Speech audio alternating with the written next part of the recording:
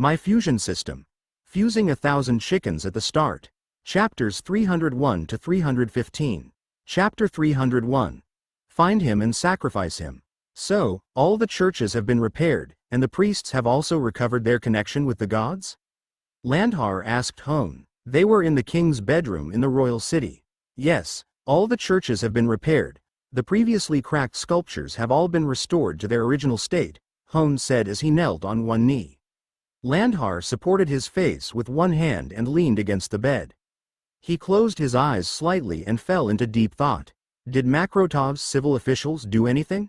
No, Your Majesty. They just sent someone for Master Antonio. The messenger should still be on his way. He shouldn't have seen Master Antonio yet. The investigators I sent had only just arrived in the nearby town. They don't know what happened either. Everything seems to have returned to normal. Makrotov told me to ask for your opinion.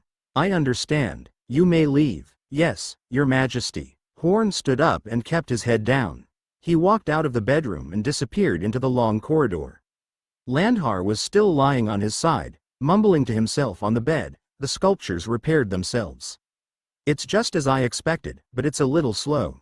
Then, he seemed to have thought of something and stood up from the bed.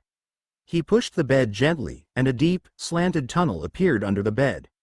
After tidying his clothes, he bent down and walked into the passage. The passage slanted about 10 meters downward, and there was an underground passage beneath it. There were stone doors that were locked with iron chains, but no one knew what was behind those doors. As soon as he entered the passage, a rotten and damp smell assaulted his nostrils. Landhar lit a kerosene lamp with the flint next to the kerosene lamp after removing it from the right side of the tunnel. He advanced through the stone doors, aided by the dim light, to the end. It was an antique altar. The ground was engraved with twisted symbols written in blood that were difficult to discern. Half of the bookshelf had been toppled into the corner. The books on it were relatively dust-free. It was as if they were frequently used. Following Landhar's arrival, a squeaky sound came from the bookshelves. Then a flicker of a black shadow with crimson eyes passed by him. Landhar placed the kerosene lamp in front of him and began to chant some ancient and mysterious incantations. Then, he blew at the kerosene lamp, and the orange flame immediately burst with a sound. The color changed from bright to miserable green. The green flames shone around Landhar's body, stretching his shadow infinitely. The mysterious magic circle underground could also produce a large shadow that squirmed and separated on the wall, turning into a blurry outline. There were 7 of them. Landhar, you haven't called for us in a few days. The first shadow made a statement. The voice was clear and neutral, and the shadow mirrored on the wall was a lovely silhouette clutching a harp. The silhouette wore what appeared to be a hat. He had broad wings and a coiled dragon-shaped tail. Agaras, god of the wind and navigation, one of the 7 gods of the Holy Dragon Kingdom, isn't it a good thing for you to not see me? Landhar's eyes were reflected in a horrifying green color. When he spoke, his body did not move at all, like a rock. That's true. After all, nothing good happens every time you send a message. Speaking of which, we have been striving really hard to become the faith in the Holy Dragon Kingdom. It's one thing for 7 gods to share the same faith, but they still have to leave something for you from time to time. Furthermore, there will always be some unexpected changes in the kingdom. Just like the other time, a projection in a particular church had suffered a terrible attack, and we almost had to run away. Don't you think so, Balder? The second to last shadow had spoken. It was a god with a leopard's head and bird wings.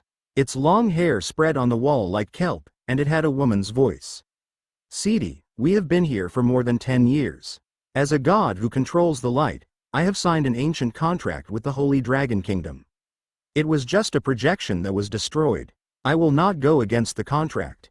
Balder was the leader of the 7 gods in the Holy Dragon Kingdom. He was the shadow of a man in the middle. As he spoke, the light wheels behind the shadow, big and small, continued to rotate. It made most people dizzy. As soon as he finished speaking, Balder's shadow on the wall seemed to have glanced at Landhar. I want you to give me an explanation, Landhar. What exactly happened in the attack on the City of Steel? If you can't give me a reasonable reason, we might just cut off any future engagement with you. Then, the entire basement shook. The lights also flickered non-stop, like a small boat in a storm that could be destroyed at any time. Lord Balder, don't be impatient. I will give you an explanation for that later. But before that, I want to obtain my power of faith for this month. Landhar looked around him. How bold. You haven't even found out who attacked us, yet you dare to ask us for something? You are a mere mortal king. If we hadn't been helping you, your country would have been destroyed countless times. We can still find many people like you. Remember, you are the one who needs our help, not us. Behave yourself. It was apparent that Landhar's request had triggered the god's anger. The shadows expanded rapidly. A strong sense of oppression filled the entire basement, but Landhar was completely fine. It was as if the pressure was nothing more than a breeze to him. All right, stop arguing. Landhar, you have reached a bottleneck in your diamond tier progress. You need a large amount of power of faith to break through that. I can understand that, and I can fulfill your request. However, you have to agree to one of our requests. Otherwise, from now on, we will not respond to any of your prayers. Balder, who was in the center, silenced the other god's arguments. Behind him, the light wheel-shaped shadow twisted, and milky white phantom light spots erupted from it and invaded Landhar's body. After absorbing a large amount of power of faith, a divine radiance appeared on Landhar's body. Even his eyes were covered with a layer of gauze. Absorbing the power would bring extreme comfort to most people, but he did not move. He waited silently for all the power to enter his body before he said, I wonder what the leader of the 7 gods wants me to do. Find that youth. The flames in the kerosene lamp on the ground rose to draw a gorgeous portrait in the air, Watson. Whether it was the corners of his eyes, the tip of his brows, or his expression, they looked the same as Watson's. Then what? Kill him? No, we want you to sacrifice him to us. If you do that, then we will ignore that attack. At the same time, we will satisfy all your requests. Remember, it's all of your requests, including the one you want to fulfill the most. After a short silence, Landhar nodded. Deal. Half an hour later, Landhar returned to his bedroom and let out a long sigh. He pushed the wooden board silently as he smiled mockingly. Those so-called gods are just a bunch of devils dressed in holy cloaks. Can they really fulfill my wishes? I doubt it, but I will reach that tier soon. Everything is going according to plan. I can already feel the chaotic aura. Of course, some unexpected changes have to be removed as soon as possible. For example, the boy named Watson at the border, the mysterious youth in the city of Steel who pose a threat to gods, the Winter Nation's strange actions, and the elves in the south. As he spoke, his gaze fell on a vase by the window sill. There was a flower in the vase. It was a beautiful 3-colored flower, blooming brilliantly under the sunlight. Landhar did not look like a terrifying king who played with people's minds when he stared at the flower. He also did not look as calm as when he had talked to the gods. There was a gentle look at the corner of his eyes. After a short while, he looked away. Then, his majestic voice resounded throughout the bedroom. Men, I want you to investigate a youth. Chapter 302. A demonstration for everyone. Young Master Watson, you said you have something important to announce to us. What is it? Annie looked at Watson and asked curiously. Just a moment ago, Watson had called for them and Miss Nightingale into the room. He said that he had something important to announce to them. Leon stood beside Watson, his face full of joy. It seemed like he had encountered something happy. Everyone had learned from Miss Nightingale that Leon had summoned Watson to the church that morning, and it was already noon. While Watson was absent, Annie had been pestering Nightingale to teach her about gold-tier mages. Meanwhile, Arthur and Clyde were listening on the side. They already knew that Nightingale was a platinum-tier elite, even stronger than the Sword Mistress following the incident from the previous day. They would benefit tremendously from listening to an elite. Even if they received no rewards, it would be prudent to have a positive relationship with Nightingale, as her friendship with Watson was nothing average. Fawning over Nightingale was equivalent to fawning over Watson. Perhaps Watson would be pleased about that and provide them with more rewards. My reason for summoning everyone here is quite straightforward. We are about to attack the labyrinth. Prepare yourselves. We may remain in the maze for a few days to prevent running out of food and water. Watson looked around and said in a loud voice. He had killed a god's projection in St. Antilles Cathedral half a day ago, bringing the entire country's belief system to a halt. Even though it only lasted a few hours, it did inspire a widespread alarm in the city. He felt as though he had created a bit of a stir. It was preferable to accomplish Master Antonio's objective quickly and leave the City of Steel. We're going to the maze so soon? Annie's eyes flickered, and she clenched her fists. Her expression was more excited than nervous. She was a gold-tier warrior. She did not know how many levels she could clear in the maze. Arthur and Clyde had similar expressions, only Nightingale remained calm. She had seen Watson do many great things. It was nothing for Watson to clear the entire maze. She would not be surprised if he used magic to fuse the entire maze, excavate it, and take it all away with him. Of course, before we go and make the relevant preparations, I have one more thing to announce. Leon has advanced to the peak of gold tier, Watson said as he pointed at Leon. Peak of gold tier? It's only been a day. How did that happen? Annie and the other two men exclaimed at the same time. Leon was only an ordinary gold tier elite when he drank the potion the previous day. It was impossible for him to advance to the peak of gold tier in just one day. Watson must have done something for him. The three looked envious and jealous. If they had known earlier, they would have kicked Leon aside and accompanied Watson to the church. I have reached the peak of gold tier, indeed. This is all thanks to Great Master Watson. As his humble servant, it is great to receive his blessing. Leon took a step forward and spread his hands as if he made a hugging gesture. He looked at Watson with reverence. It is great to believe in young Master Watson. It's like believing in the sun. Leon, what's wrong with you? Are you out of your mind? Why are you speaking so strangely today?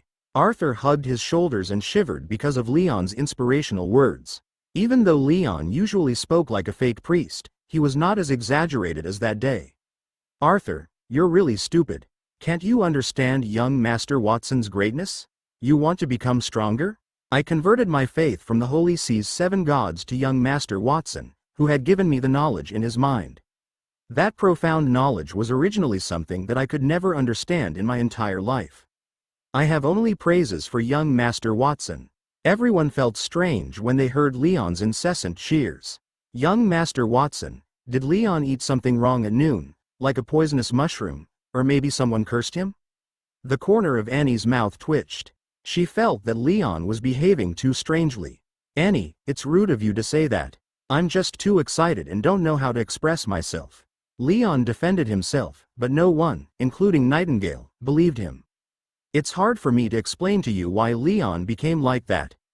Why don't you experience it directly? Nightingale, please give us a demonstration. Yes, young Master Watson. When Nightingale heard Watson's command, she moved toward him and gave him a questioning look. I am curious as to what you intend to do to me, young Master Watson. It's very simple. I need you to pray to me and treat me as a god you believe in. Leon, please teach Nightingale the prayer. Miss Nightingale, you must remember the following prayer. It's something that clerics spend a lot of time researching, and it can strengthen the probability of establishing a connection with the god. This is the prayer. I, Leon, the humble servant of the gods, am willing to offer my faith to Great Master Watson. My eyes, nose, mouth, arms, torso, and soul belong to Great Master Watson.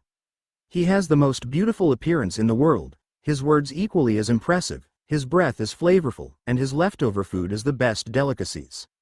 I am willing to offer everything to Great Master Watson. I hope that he can give me the key to the kingdom of the gods. Flavorful breath and leftover food delicacies? Does Leon usually pray to the gods so openly? It's tough being a priest. That prayer is too embarrassing. I will never say it out loud. The three of them discussed their opinions at the side. Nightingale listened to the entire prayer, and her face was a little red. If the target of that prayer were a god, it would be fine. However, she had to say all that to Watson, and it felt like a declaration of love, perverted love. Should she say it? It was too embarrassing to say that in front of everyone, and she did not know if Watson would misunderstand her. Nightingale was in a dilemma. Suddenly, she felt Watson's gaze and met it. She felt the anticipation and encouragement in his eyes, and her heart pounded inexplicably. As a maid, I must fulfill my master's request. I'm Watson's maid, so how can I refuse his request? Yes, that's right, I'll say it. I'm doing this because I am a professional and it has nothing to do with personal feelings. Nightingale comforted herself in her mind. She clenched her fists and closed her eyes. She bit her lips before she repeated Leon's words. She was so shy that she looked very pitiful. It made Clyde and Arthur, who were watching from the side, a little stunned. After she said her prayers, Nightingale felt relieved. Just as she was about to let out a sigh of relief, she felt a tender hand touch her forehead as she heard Watson's voice. "Excellent, Nightingale. I have received your prayers. Now I will bless you." As soon as she said that, a chunk of knowledge-filled memory fragments rushed into her mind. Chapter 303, Collective Blessing. Boom! Before Nightingale could comprehend what knowledge had appeared in her thoughts, a tremendous aura erupted from her body with a muffled sound. Her level skyrocketed from Platinum Tier to Peak Platinum Tier in an instant. The terrifying aura turned into a whirlwind that blew in all directions. The storm swept through everything in the room. The sofas and beds floated upward under the effect of an invisible force. Then, they fell heavily, and the floor sizzled. It seemed that everything would shatter in the next moment. What is happening? The three people who had been discussing it fervently widened their eyes. Absolute explosion, absolute seal, absolute defense. Those are Watson's abilities. Nightingale looked at Watson in surprise. She realized that the information that appeared in her mind was Watson's knowledge. Since she had been with Watson for more than 2 years in Mount Creation, she knew that not only did she possess a wealth of information, but she also felt much closer to Watson. It seemed like she had established a spiritual connection with him. Watson could hear her if she called him. So that prayer really works. Nightingale had initially intended to give it a try, but she was surprised at the change in her strength. Other emotions were pushed to the back of her mind.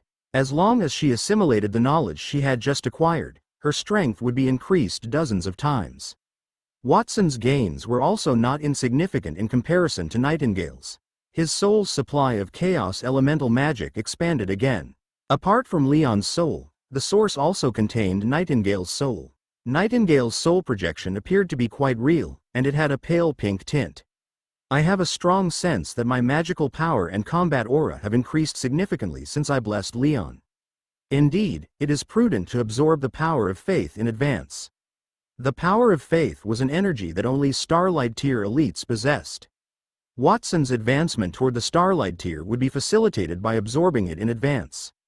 Initially, he was stuck at the peak of the Platinum Tier. However, Watson recognized the possibility of moving to the Diamond Tier in a short time. If the process of progressing from Peak Platinum to Diamond Tier was equated to an insurmountable chasm, then Watson had already traversed 1/10 of it. The more powerful the person praying to me, the more rewards I will obtain. With the prayers, I have created a pyramid-like chain. The prayers are at the base of the pyramid, while at the top. The foundation would be more solid with more prayers, and I would be stronger. At the same time, I would be able to impart knowledge to the people at the bottom level.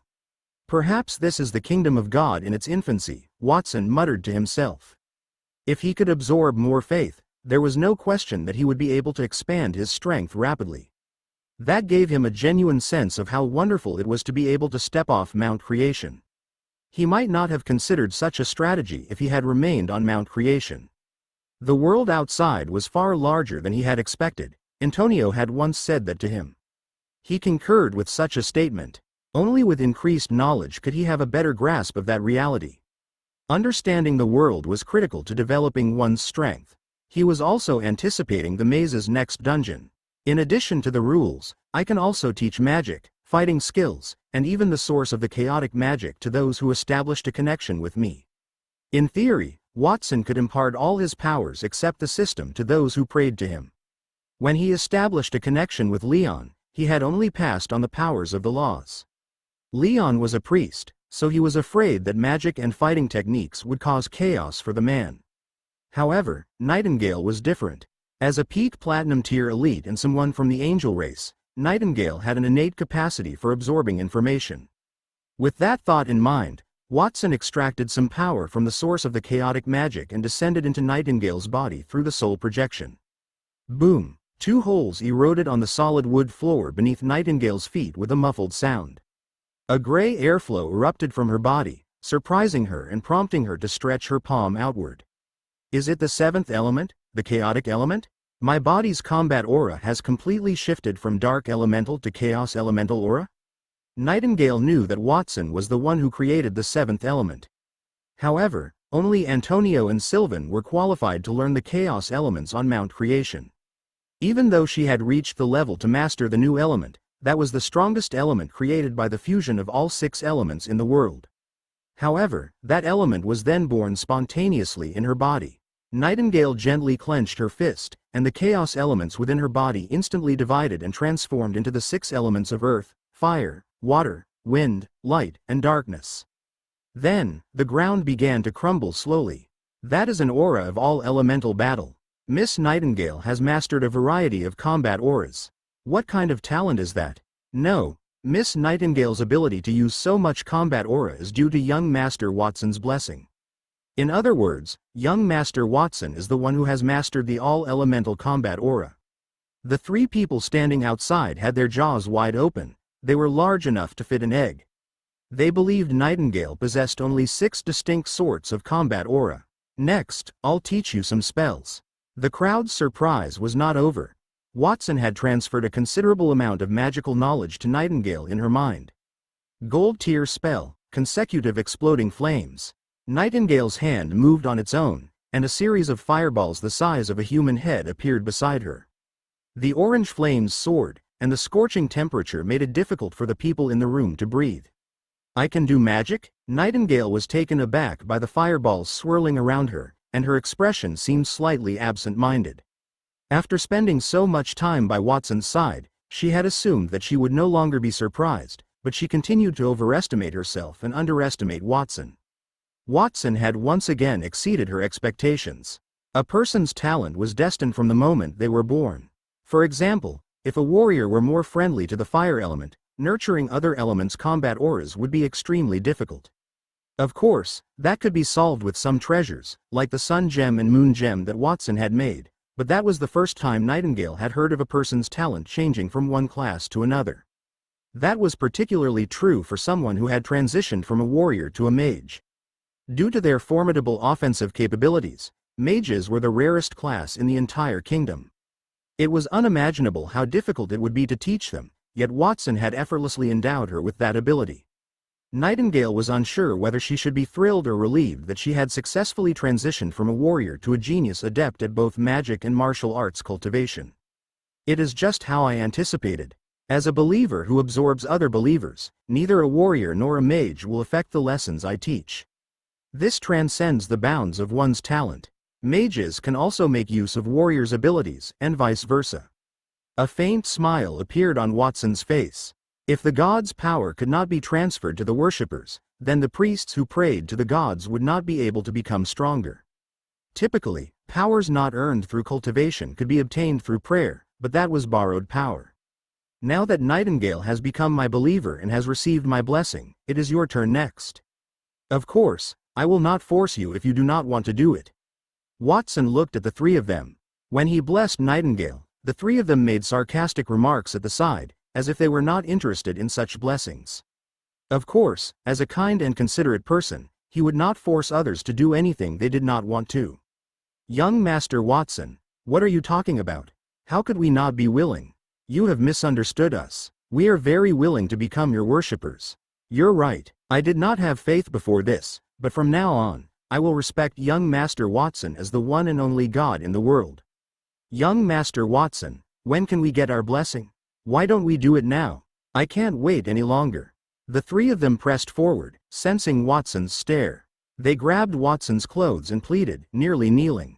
They no longer regarded the prayer with contempt or even mockery. They had mocked the prayer as they were unaware of the benefits. Their strength would substantially increase as long as they prayed to Watson. They could also acquire vastly superior knowledge to what they already possessed, even surpassing their own professions. Even if the prayer were 10 or 100 times more humiliating, they would not care. Chapter 304. Learning Archery. Great Master Watson, we are willing to become your servants. Believing in you is like believing in the sun. After the 3 of them expressed their strong desire, Watson did not refuse them. He let everyone pray according to the prayer Leon had taught them. The source of the chaos elemental magic in his soul expanded again.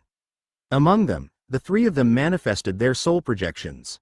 He conveniently imparted parts of his abilities to the 3 of them via the soul projections. For example, Diamond tier rules plus a pinch of magic. Of course, he did not impart the source of chaos elemental magic to them because he had created that element. It was not that he did not trust the three individuals in front of him.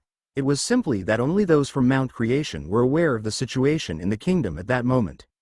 The fewer people who knew about the new element's discovery, the better. Young Master Watson, you are amazing. I can feel a lot of magical knowledge has appeared in my mind. Initially, I only mastered one type of magic with the fire element, and the highest level of magic I know was silver tier. Now, I possess dozens of gold tier fire elemental spells. I have mastered at least hundreds of spells, not including the other 5.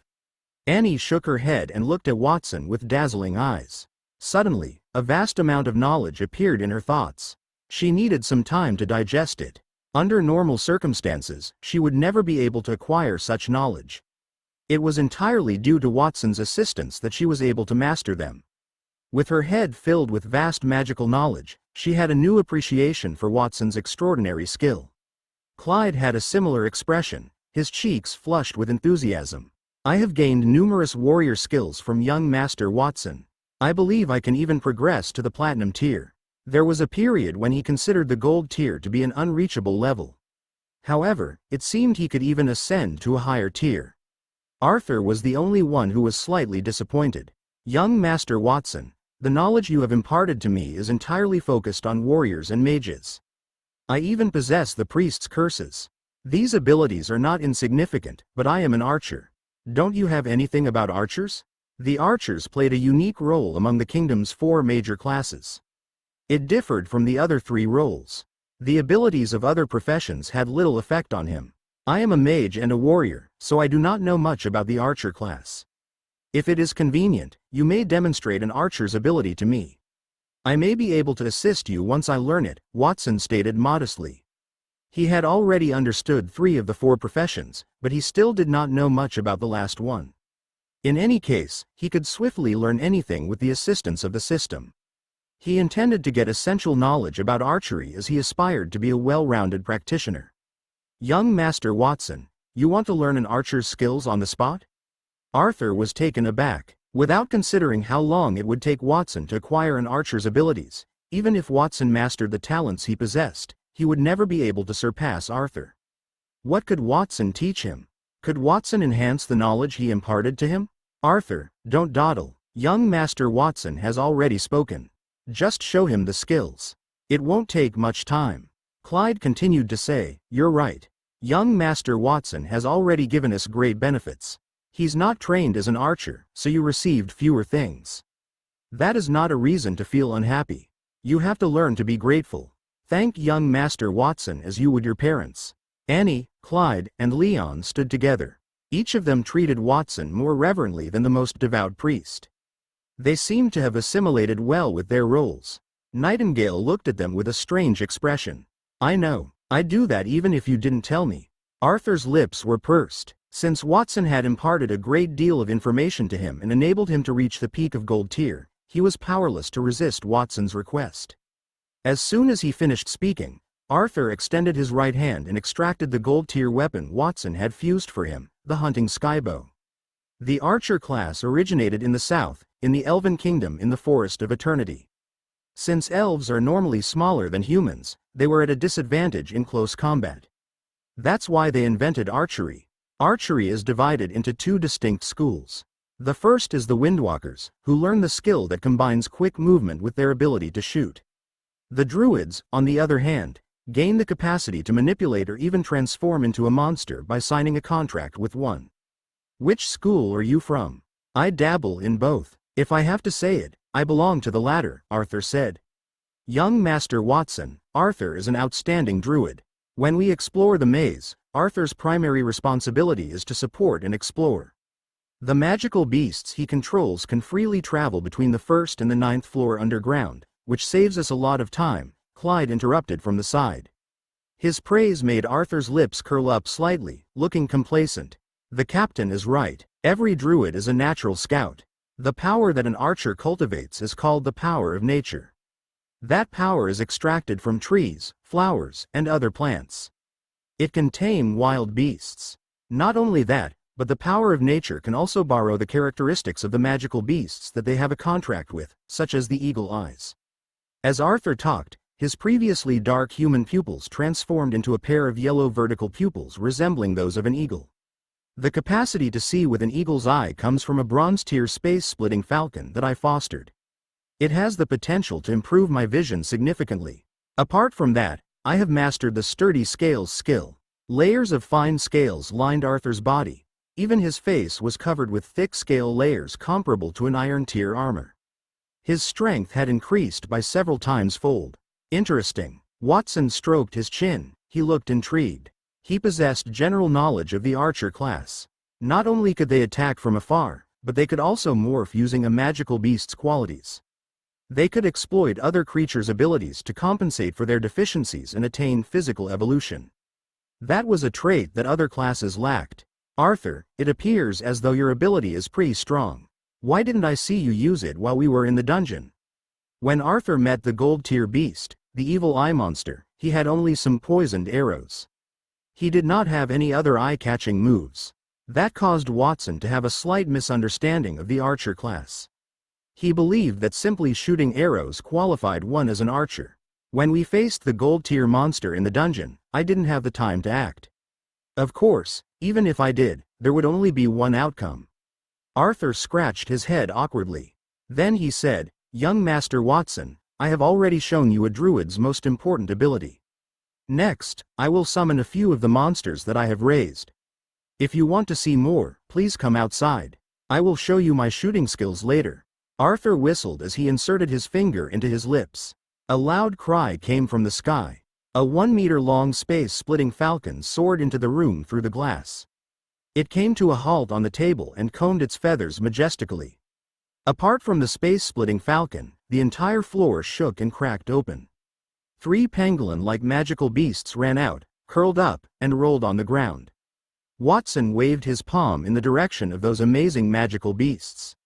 "Arthur, it is sufficient to demonstrate your ability here. Next, I will have to bother you with summoning some magical beasts and having you sign a contract with them. Teach me how to gain the magical beasts' qualities." Arthur had only signed a contract with 2 bronze-tier magical beasts, yet his talents had already increased several-fold. Watson kept 2 divine monsters in his abode, a dragon and a phoenix. Prior to that, he had only one attitude toward magical beasts, which was to fuse them. Then, he had a new thought. Chapter 305. The Power of Dragons and Phoenixes. "Are you sure you want to learn it now, young Master Watson?" Arthur asked with uncertainty. "Yes, I want to learn it now." Arthur decided not to disturb his interest, even though he was sure Watson would not be able to learn it that quickly. "All right, then I'll teach you the secret to becoming a druid right now, young Master Watson. The spell to sign a contract with a magical beast is like this." Arthur continued to babble. After he was done, Watson asked, "What level is that incantation?" "It's a silver-tier spell to sign a contract. I spent a lot of money to get it. Are there any more incantations?" "There are a few more, but they're all bronze tier. No matter the levels, teach them to me at the same time." Arthur's spells were not difficult, but Watson needed some time to master them quickly.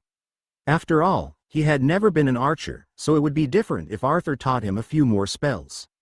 He could use system fusion to master them all in one go. "Okay, young Master Watson."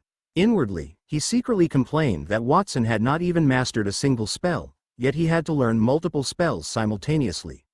Since he was not afraid of biting off more than he could chew, Arthur continued to teach Watson all the spells he had in his possession.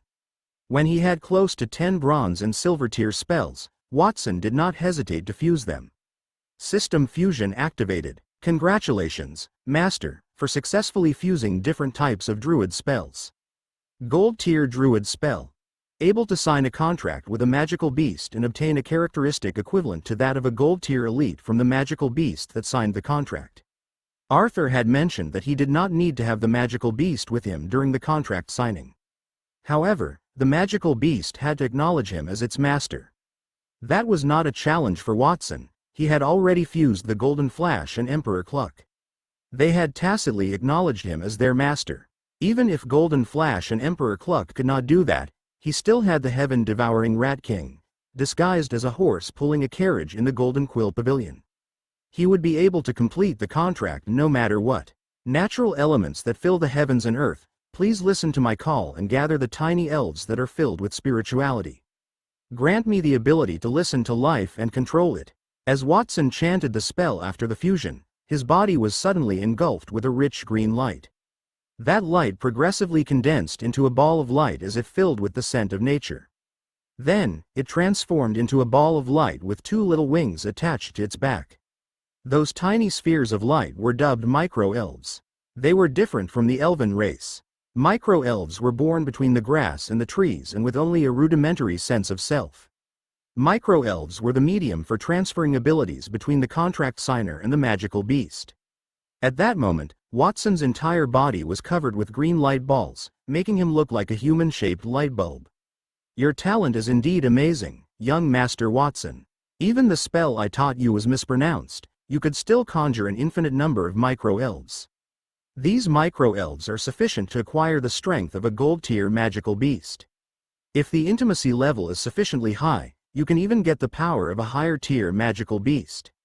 I have been cultivating for over a decade, yet the number of micro-elves I can summon is less than 1/10 of that. Arthur lauded Arthur wholeheartedly, his comments brimming with envy, jealousy, and age. He had clearly stated that the spells he had given Watson were flawed. He thought Watson was greedy and could not possibly manage all of them. However, it seemed like Watson could use the mispronounced spells successfully. Perhaps the spell's powers were enhanced by his incorrect recitation? Watson closed his eyes slowly, ignoring Arthur's comments, and felt the micro-elves hovering around him. Since the world had dense forests with flowers, plants, and trees, micro-elves could be found everywhere. He was able to communicate with the magical beasts who had acknowledged him as their master via those micro-elves, despite their great distance. At that point, in his mind, an endless blue sky and white clouds emerged. A world tree had grown on the sacred mountain beneath the white clouds. That was the situation on Mount Creation. Golden Flash and Emperor Cluck, both crouching under the world tree, appeared to have detected something.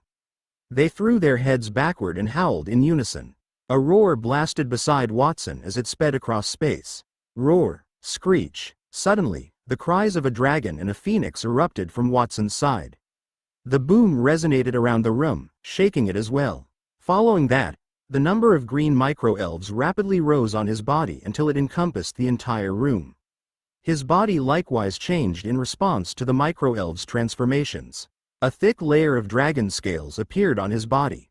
Each layer of dragon scales was as stunning as a diamond, rendering the viewer powerless to look away.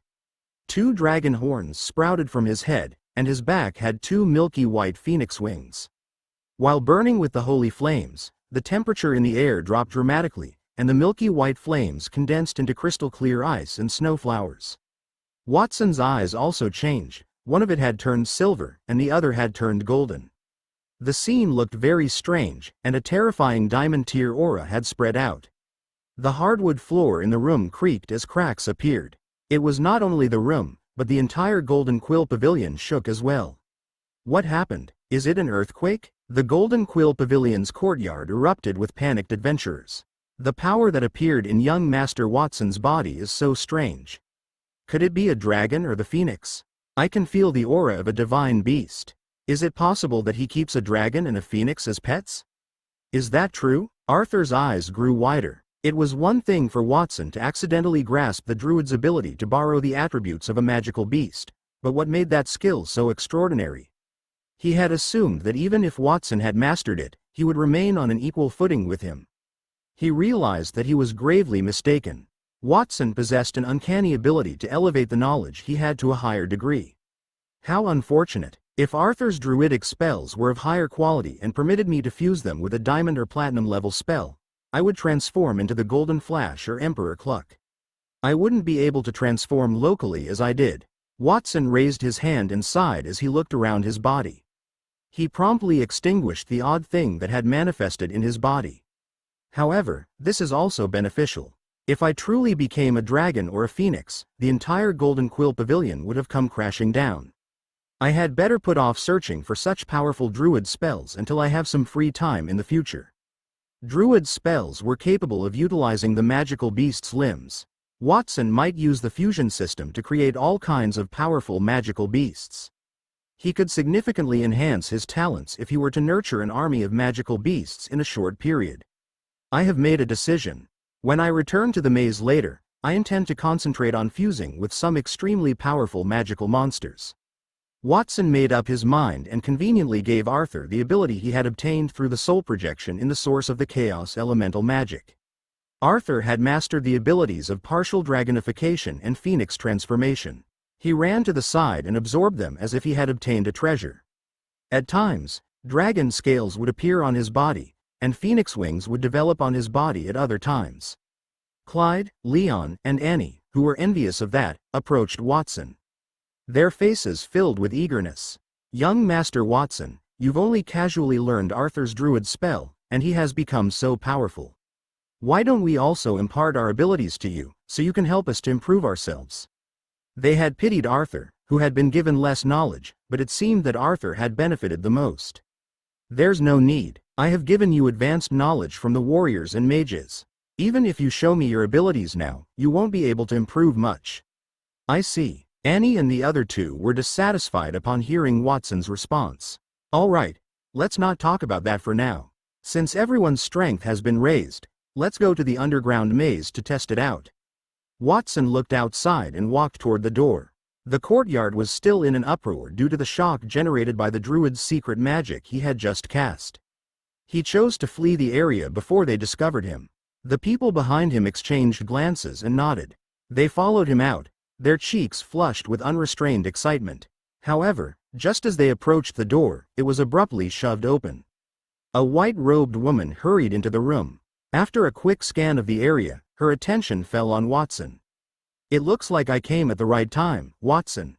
I'm sorry, but you can't go to the underground maze yet. After what happened in St. Antilles Cathedral, I didn't have time to look for you. You destroyed my platinum-tier sky-severing blade. Shouldn't you compensate me for that?" It was the sword mistress, Christina. Chapter 306. The day the broken sword was reforged. Christina was outraged. Watson had shattered the sky-severing blade she was carrying.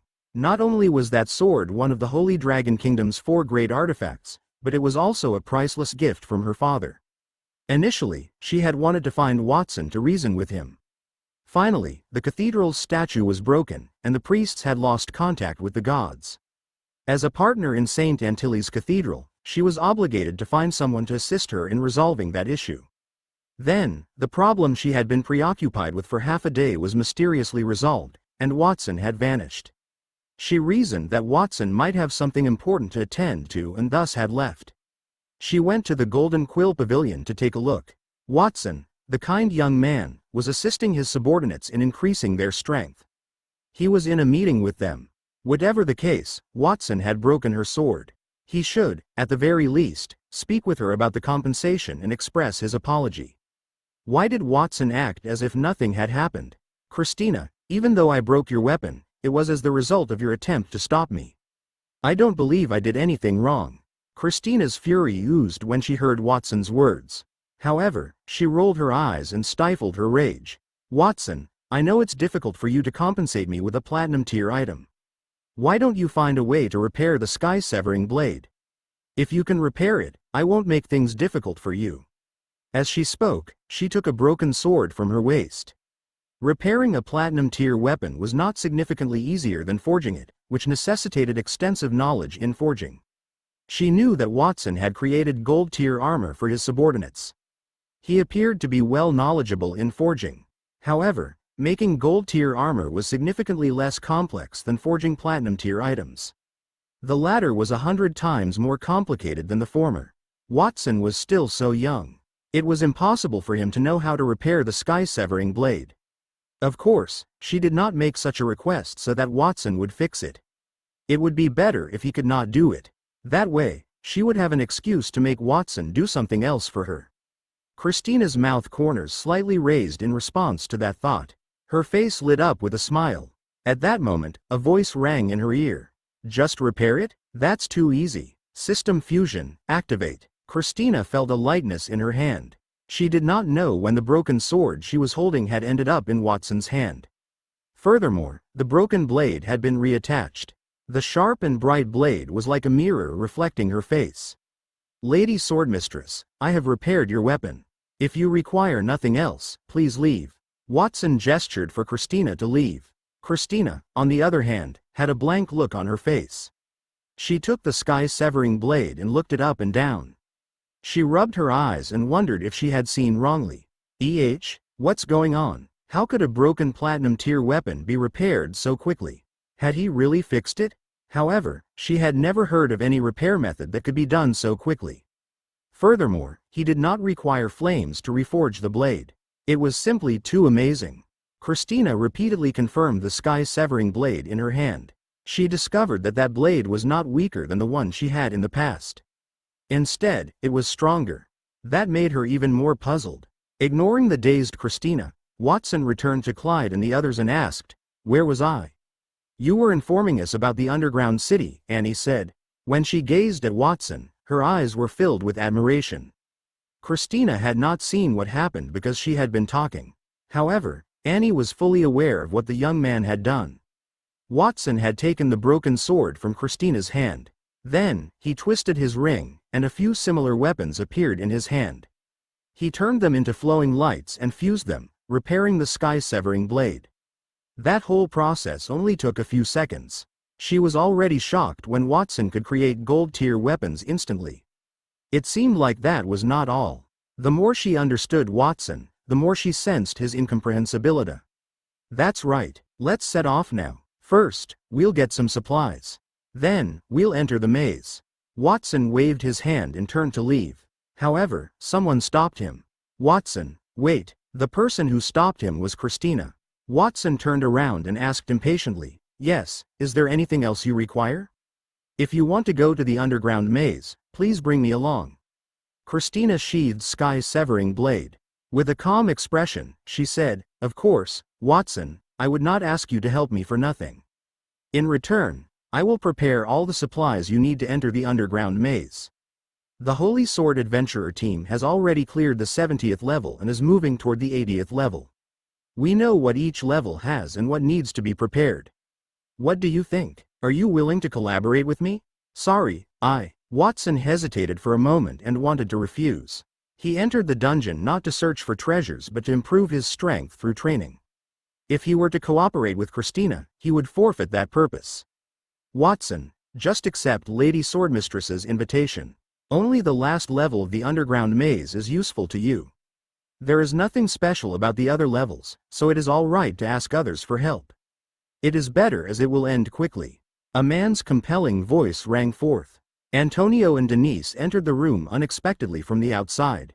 Antonio smiled as he leaned on his shabby, bent staff. "Who are you?" Christina was initially taken aback upon seeing Antonio. Then, she opened her eyes wide in astonishment, as if she had discovered something. "Your face looks somewhat familiar. Have we met before?" "I'm Watson's master. As for whether we've met before, I can only say that we met 2 days ago when we were in the Adventurers Association." "So it's you." Christina recalled the Adventurers Association. In addition to Nightingale and Clyde, there was a man with platinum hair and a lady with blazing red hair who resembled a flame elf. Those 2 people stood behind Watson, so she assumed they were Watson's attendants. She had not anticipated that the white-haired young man would turn out to be Watson's master. At that point, she could not help but view the person in front of her in a better light. Watson was already so powerful, but what about his master? "Master, does borrowing other people's strength to pass through the maze not affect my training?" Antonio said, "Brat, you don't believe my words? Don't you have your own adventurer team and improved their equipment and abilities as well? What's the difference between that and you joining forces with the Holy Sword Adventurer team?" "If you say so." Watson determined that it was plausible and nodded to Christina. "I concur with your request, Lady Swordmistress. There is no time to waste. Let's go now." The swordswoman led Watson out of the door. Before she left, she turned to look at the platinum-haired man because she felt that the man was very similar to someone she knew. Then, she heard him say, "The service at the Golden Quill Pavilion is excellent, especially the ladies here. All of them have good figures and are so gentle. I'll enjoy them later." Then, Christina laughed at herself and turned away, no longer doubting the other party's identity. The person she knew was a big shot in the kingdom. How could he say such words and appear there? She must have been wrong. Chapter 307. Are you trying to make a fool out of me? Are those the Holy Sword Adventurers' materials? Indeed, they are unlike a small adventurer team like ours.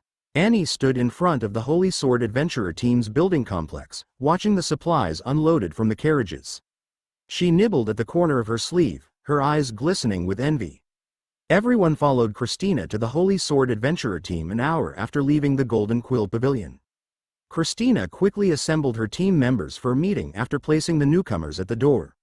Christina chose 200 people to enter the underground maze with them. Those 200 individuals comprised elites from the Holy Sword Adventurer team. The weakest member was at the silver tier, and there were more than 10 gold tier elites. Apart from Christina, who had recently been promoted to platinum tier, the lineup is quite fantastic. Indeed, the amount of items brought by the Holy Sword Adventurer team is hundreds of times greater than what we would usually prepare. Additionally, there are other items that I have never seen before. Clyde continued to examine the materials that had been unloaded from the carriage. Apart from the food and water, there was also an odd mask. A tube had been placed into the mask and attached to a massive airbag. Clyde had been an adventurer for decades, yet he had never seen anything like it. That is the gas bag. It is a tool that the Holy Sword Adventurers developed based on the maze's 50th floor. The boss on the 50th floor is a gold-tier monster called the Poison Explosion Tree. Its spores can leach onto people's skin, and the poisonous gas it releases can cause people's nerves to go haywire. Therefore, that instrument is vital. In addition to gas bags, we have waterproof airbags and folding binoculars that are more advanced than goggles. All these inventions were created after our fights in the underground city. Several of the items have been enhanced throughout a generation. Of course, those items are solely used by the Holy Sword Adventurer team, and so no one else would have seen them before. Christina had suddenly appeared beside Clyde. She peered at everything in front of her while she said that. Her tone had a tinge of pride. The Holy Sword Adventurer team had paid more than anybody else to conquer the underground city, so they were at the forefront of the race. Lady Swordmistress, several of those goods are really advantageous to me. Can you sell them to me after the exploration? Watson asked. Other people might have thought that those were only auxiliary tools for clearing the maze, but they were different in Watson's eyes. Those gas bags were simplified versions of gas masks, and water-resistant gas bags were diving suits. Watson decided to purchase some of those items and bring them back to Mount Creation for the folks in charge of forging in Torchtown so that they could analyze them. Perhaps they could devise something that will aid in the advancement of future generations. It doesn't matter. Those things remain classified under the terms of the Holy Sword Adventurer team's confidentiality agreement. We haven't conquered the dungeon yet, so we do not want that knowledge revealed to other people. However, once we've conquered the dungeon, it wouldn't have mattered anyway. You can have them then. Miss Christina, I shall remember your words. Please don't go back on your words. I will never retract anything I have stated. I can provide those items to you for free, but the stipulation is that you assist me in surviving the dungeon. Christina's opinions were different from Watson's. The young man was motivated by self-improvement, while Christina desired passage through the dungeon. No matter how many people passed through it, she needed to do that to prove herself. Perhaps it seemed a little conceited. However, she was powerless to do anything about it. Expectations had encircled her life since she was a child due to her relationship with the Sword Saint family. Of course, if she wanted to clear the dungeon, she also needed to compete with her father. Her father was the only person who had managed to pass the dungeon's 100th floor, and he had revealed some details about that particular floor to her. So, she knew that everything else she did before the 100th floor was irrelevant. The real treasure was on that floor. That was also the reason why she had spared no effort to form an adventurer team. Christina snapped back to her senses and looked at the young man beside her. He was avidly inspecting the contents in the carriage and even circling it. Her eyes shifted. Watson, that young man, is truly unpredictable. He gave away gold-tier weapons freely, but he is extremely interested in those ungraded items. He is incomparably different from the average person. However, it is irrelevant. As long as he can help me, it's fine. Christina acknowledged Watson's skills, but not everyone had the same thought. At that very moment, not far from the gate, several members of the adventurer team got together and whispered among themselves. "Brother Blake, which of the adventurer team is assisting Lady Swordmistress? Why is she so excited about them? She doesn't usually smile, but she is grinning during the meeting.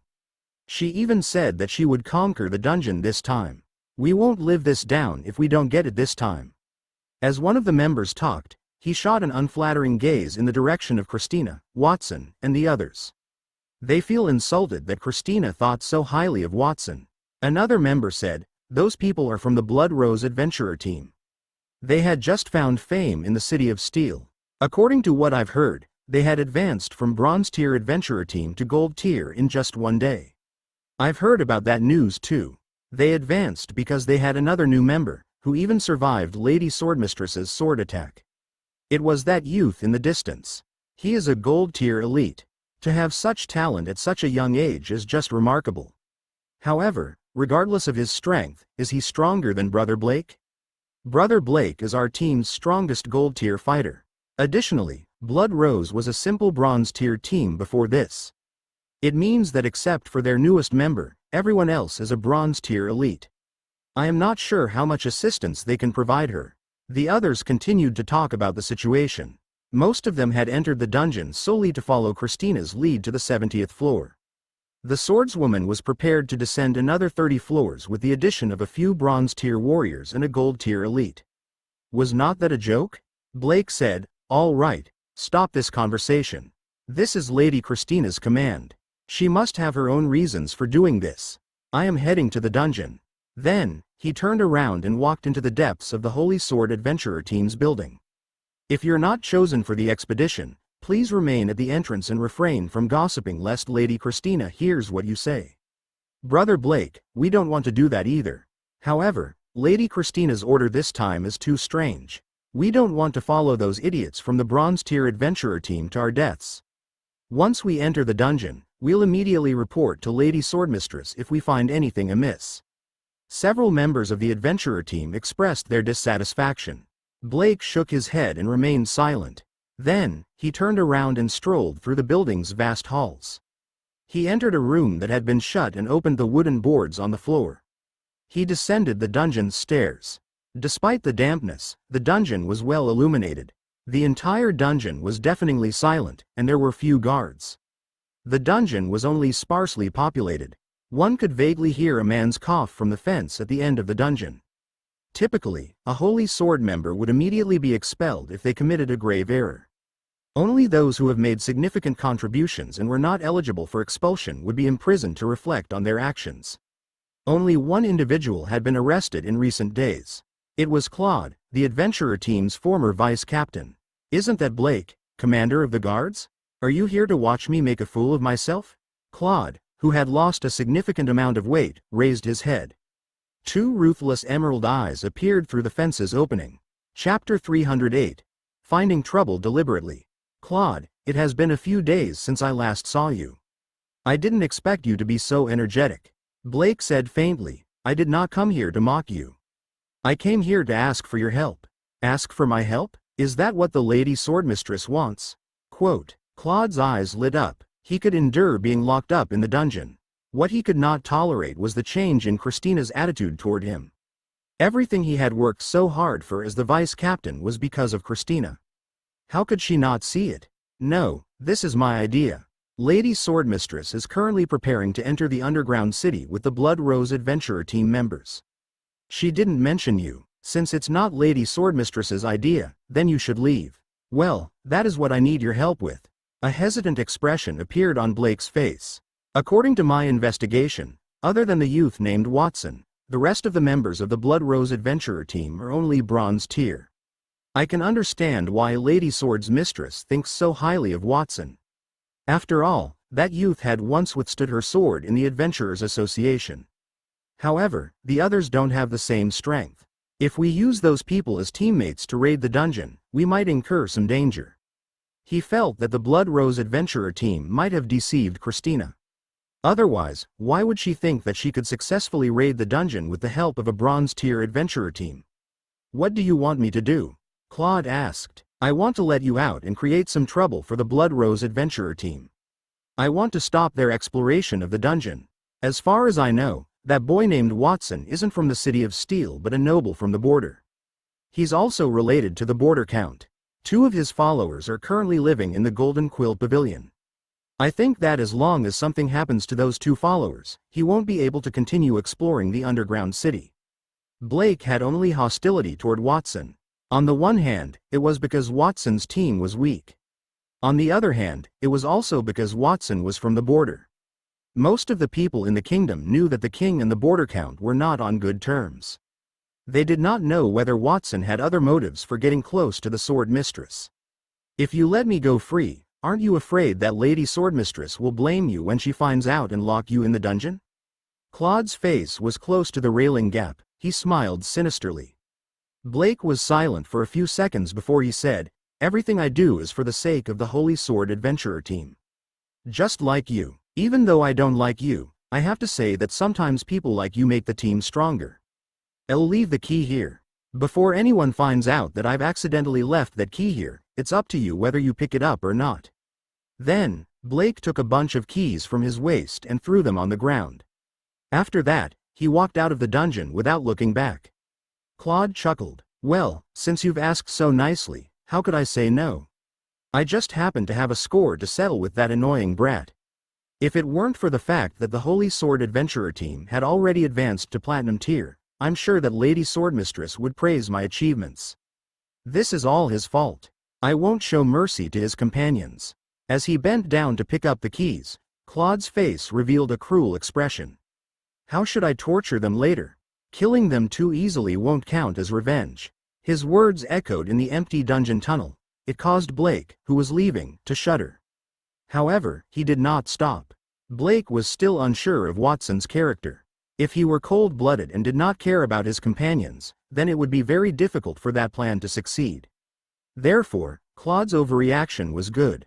That would ensure Watson would stay there. At the Golden Quill Pavilion. Achoo, achoo. Antonio sneezed twice in a row and sat up from his chair. "Master Antonio, what's wrong? Have you caught a cold?" Quote. Denise, who was making tea for him, heard the sneeze and looked up in puzzlement. It was already March. Although the kingdom had entered spring, the climate still retained some of the winter's cold breeze.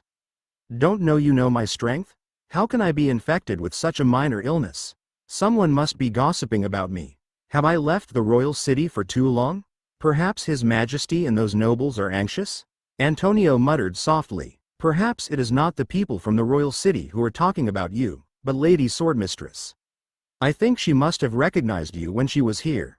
Denise placed the teacup on the table, poured some hot tea, and handed it to Antonio. When she mentioned Christina, Denise's expression was a little sad. As a bodyguard, she had the honor of meeting the daughter from the Sword Saint family more than 10 years ago. At that time, Christina was only a 10-year-old child. So many years had passed in a flash, Christina could not even recognize her.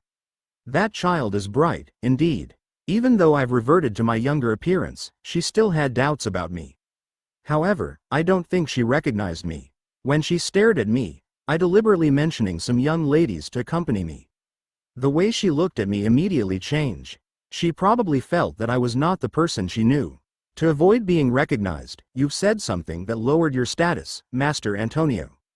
Your benevolence is really admirable. All of that is for young Master Watson, right? As long as Watson can clear the underground city successfully and break the Sword Saint's record, everything I've done will not be in vain. Furthermore, I've changed my appearance now. No one in the City of Steel knows me. When I return to the royal city, I'll use magic to change back to my original appearance. Who would know what I was the one who said those words?" Antonio picked up his teacup and took a sip. He stroked his non-existent beard with a smug look on his face. "When I reach the capital, I really want to see the look of surprise and envy on the Sword Saint's face when he sees Watson. That would be very interesting, indeed." Denise fell into silence because Antonio was a person who cared about his reputation. Everyone in Mount Creation knew that. She had thought that Antonio, who could sacrifice his reputation for Watson, had changed his personality, but she realized that she had misunderstood. "Sir, I'm sorry, but the room is for other guests. You are not allowed to enter without permission." Just as the two of them were talking, A commotion suddenly broke out outside the room. Boom! A muffled sound was heard immediately after that, and someone kicked the door open. More than a dozen Holy Sword members rushed into the room, clothed in white robes and wielding longswords in their hands. They formed 2 rows at the entryway, and Claude entered the room from the center. A maid from the Golden Quill Pavilion was in his grasp. The beautiful maid's hair was disheveled, and her cheeks were red and swollen. It was apparent that those men had abused her as she tried to stop them. This room is not bad at all. It feels even better than our room here. Not long ago, the Blood Rose Adventurer team was only a bronze tier adventurer team. In addition, there are a few barbarians from the border who's actually living in such a high standard place. It looks like the Golden Quill Pavilion's standard has decreased significantly, Claude said with interest as he looked around the room. Then, his gaze finally landed on Antonio and Denise. Especially the 2 of you. Your master is currently exploring the underground city, but you are here enjoying tea? Claude walked quickly toward Antonio and Denise. He raised his right foot and kicked the table. Then, he bent down and looked down at them. Drinking tea is a noble's activity. Do you deserve to do it? As the table fell, the tea splashed in all directions and stained Antonio's clothes. How dare you treat? Denise stood up abruptly. She was about to say something when she suddenly remembered that Antonio did not want to expose his identity. She quickly changed her words. No matter what, rushing into someone's room and kicking over someone's tea is definitely not a good thing. Tell me, who sent you here to find trouble with us?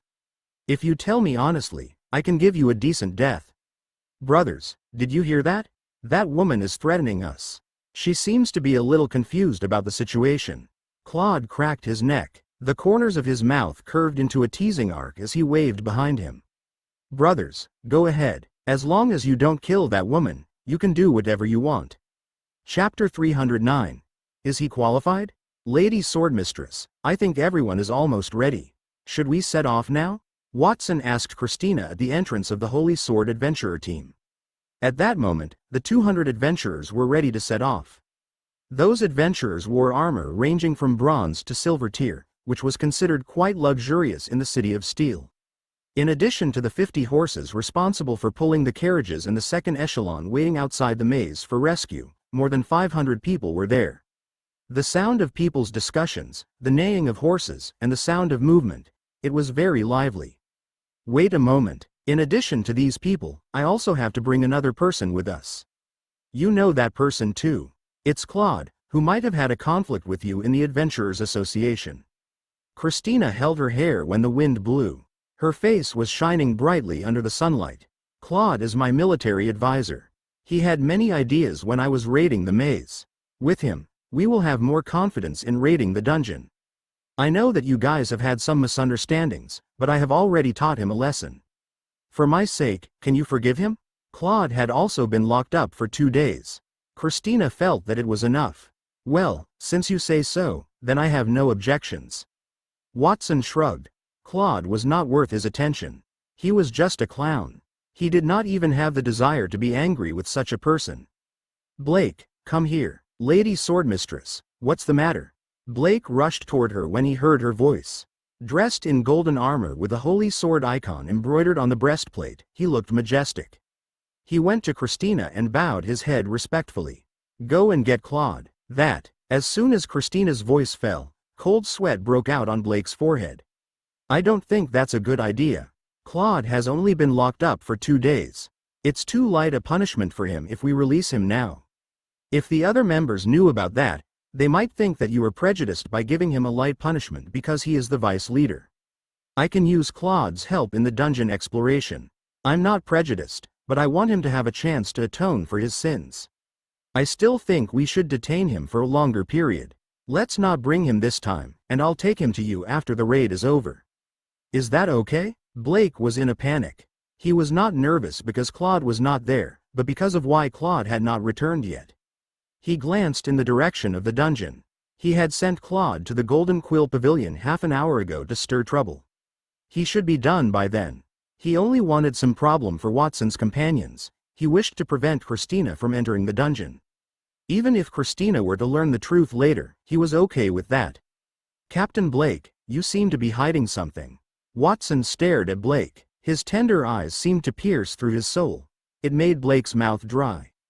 Just as he was about to explain himself, a loud shout came from the street outside. "Are you looking for Claude? He's here. Claude, you're finally." As he turned his head, Blake was about to say something in surprise, but his face froze when he saw who it was. The person walking across the street was not Claude but a man with a wooden cane. It was a middle-aged man with platinum hair and a gorgeous flame elf. The flame elf had a rope in her hand, and the rope was tied around a few Holy Sword Adventurer team members. They were all badly bruised and bound. Only one person dragged more than 10 people on the ground, but the flame elf did not seem to find it difficult.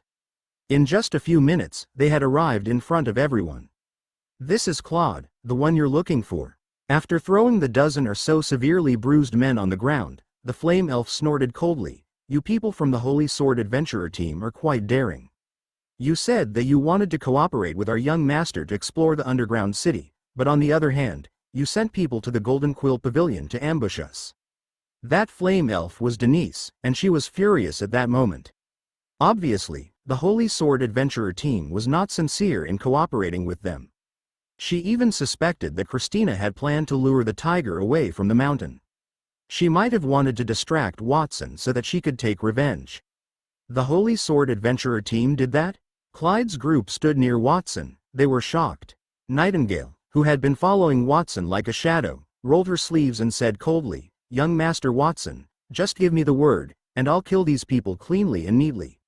"Miss Christina, what's going on? I hope you can give me an explanation. I'm sincere in cooperating with you, but it seems that you're not sincere with me." After he stopped the impulsive Nightingale, Watson's eyes turned cold. He valued his family the most. He would make them pay if they dared to touch his family. Fortunately, before he left Mount Creation, he had helped everyone to advance to the Platinum tier. His master was a Diamond tier elite, so he was not afraid that something like that would happen. He did not expect that to happen at all. If Antonio and Denise were not Platinum and Diamond elites tier, he dared not imagine what those criminals would do to them. He had just noticed that the man named Blake had a strange look on his face. It seemed like he had sent someone to do that. He did not know if Christina knew about it. He would remove the Holy Sword Adventurer team from his list if she did, let alone cooperate with them. "Blake, explain yourself." Christina gritted her teeth and turned to look at Blake. Her gaze was sharper than a sword. She was in the mood to kill. After witnessing Watson's ability, it was not easy for her to get Watson to help her. However, such a thing had happened. If Watson were to leave in anger, how long would it take for her to clear the dungeon? Plop. Blake could not bear the pressure. He knelt on one knee and lowered his head in shame. "I'm sorry, Lady Swordmistress. I don't understand why you would cooperate with a Bronze tier adventurer team. That would bring us danger. I suspect that you were deceived by those people, so you did that behind my back?" "Yes, Lady Swordmistress. I made all those decisions on my own. Please punish me." Christina rubbed the space between her eyebrows. Her body swayed as she turned to look at Watson. "Young Master Watson, I know you might not believe me now, but I did cooperate with you in good faith. I did not manage my subordinates well when this happened. I can compensate you. I hope you can abide by the agreement." "Agreement? What agreement? You guys played tricks on us first, right? If something really did happen to young Master Watson's master and Denise, how would you compensate them?" Nightingale retorted disdainfully. She had never liked Christina. She should have gone to the hot spring to serve Watson that day, but that woman had beat her to it. She had endured it because of Watson, but she could not bear it any longer. "Miss Christina, you said that you didn't manage your subordinates well. That makes it hard for me to trust you. What if your subordinates act on their own again after entering the underground city? Forgive me for saying this, but I won't go down the maze with your team anymore." Watson shook his head with a serious expression. "As for compensation, forget it. My people did not suffer any losses. We just hope that you can keep a close watch on your subordinates in the future." As soon as he finished speaking, the group of more than 500 people from the Holy Sword Adventurer team outside were displeased. "Brat, your words are so arrogant. You don't want to go down the maze with us? Well, we don't want to go down there with you anyway." "You're right. Even though it was wrong of Captain Blake to do such a thing behind the Swordmistress's back, it was also for our own good. The other adventurer's words stirred the crowd. Blake, who was kneeling on the ground, also raised his head and said, "Lady Swordmistress, I deserve to be punished for my mistakes. However, you can't team up with those people. I don't think they're worthy." "Blake, how could you say such a thing? I told you that Watson is a platinum tier elite. Have you forgotten that? Is that not enough reason for me to invite Watson?" Christina clutched her heaving chest as she looked at Blake, her eyes filled with sadness. "Lady Swordmistress, you are only guessing that he is a platinum tier elite.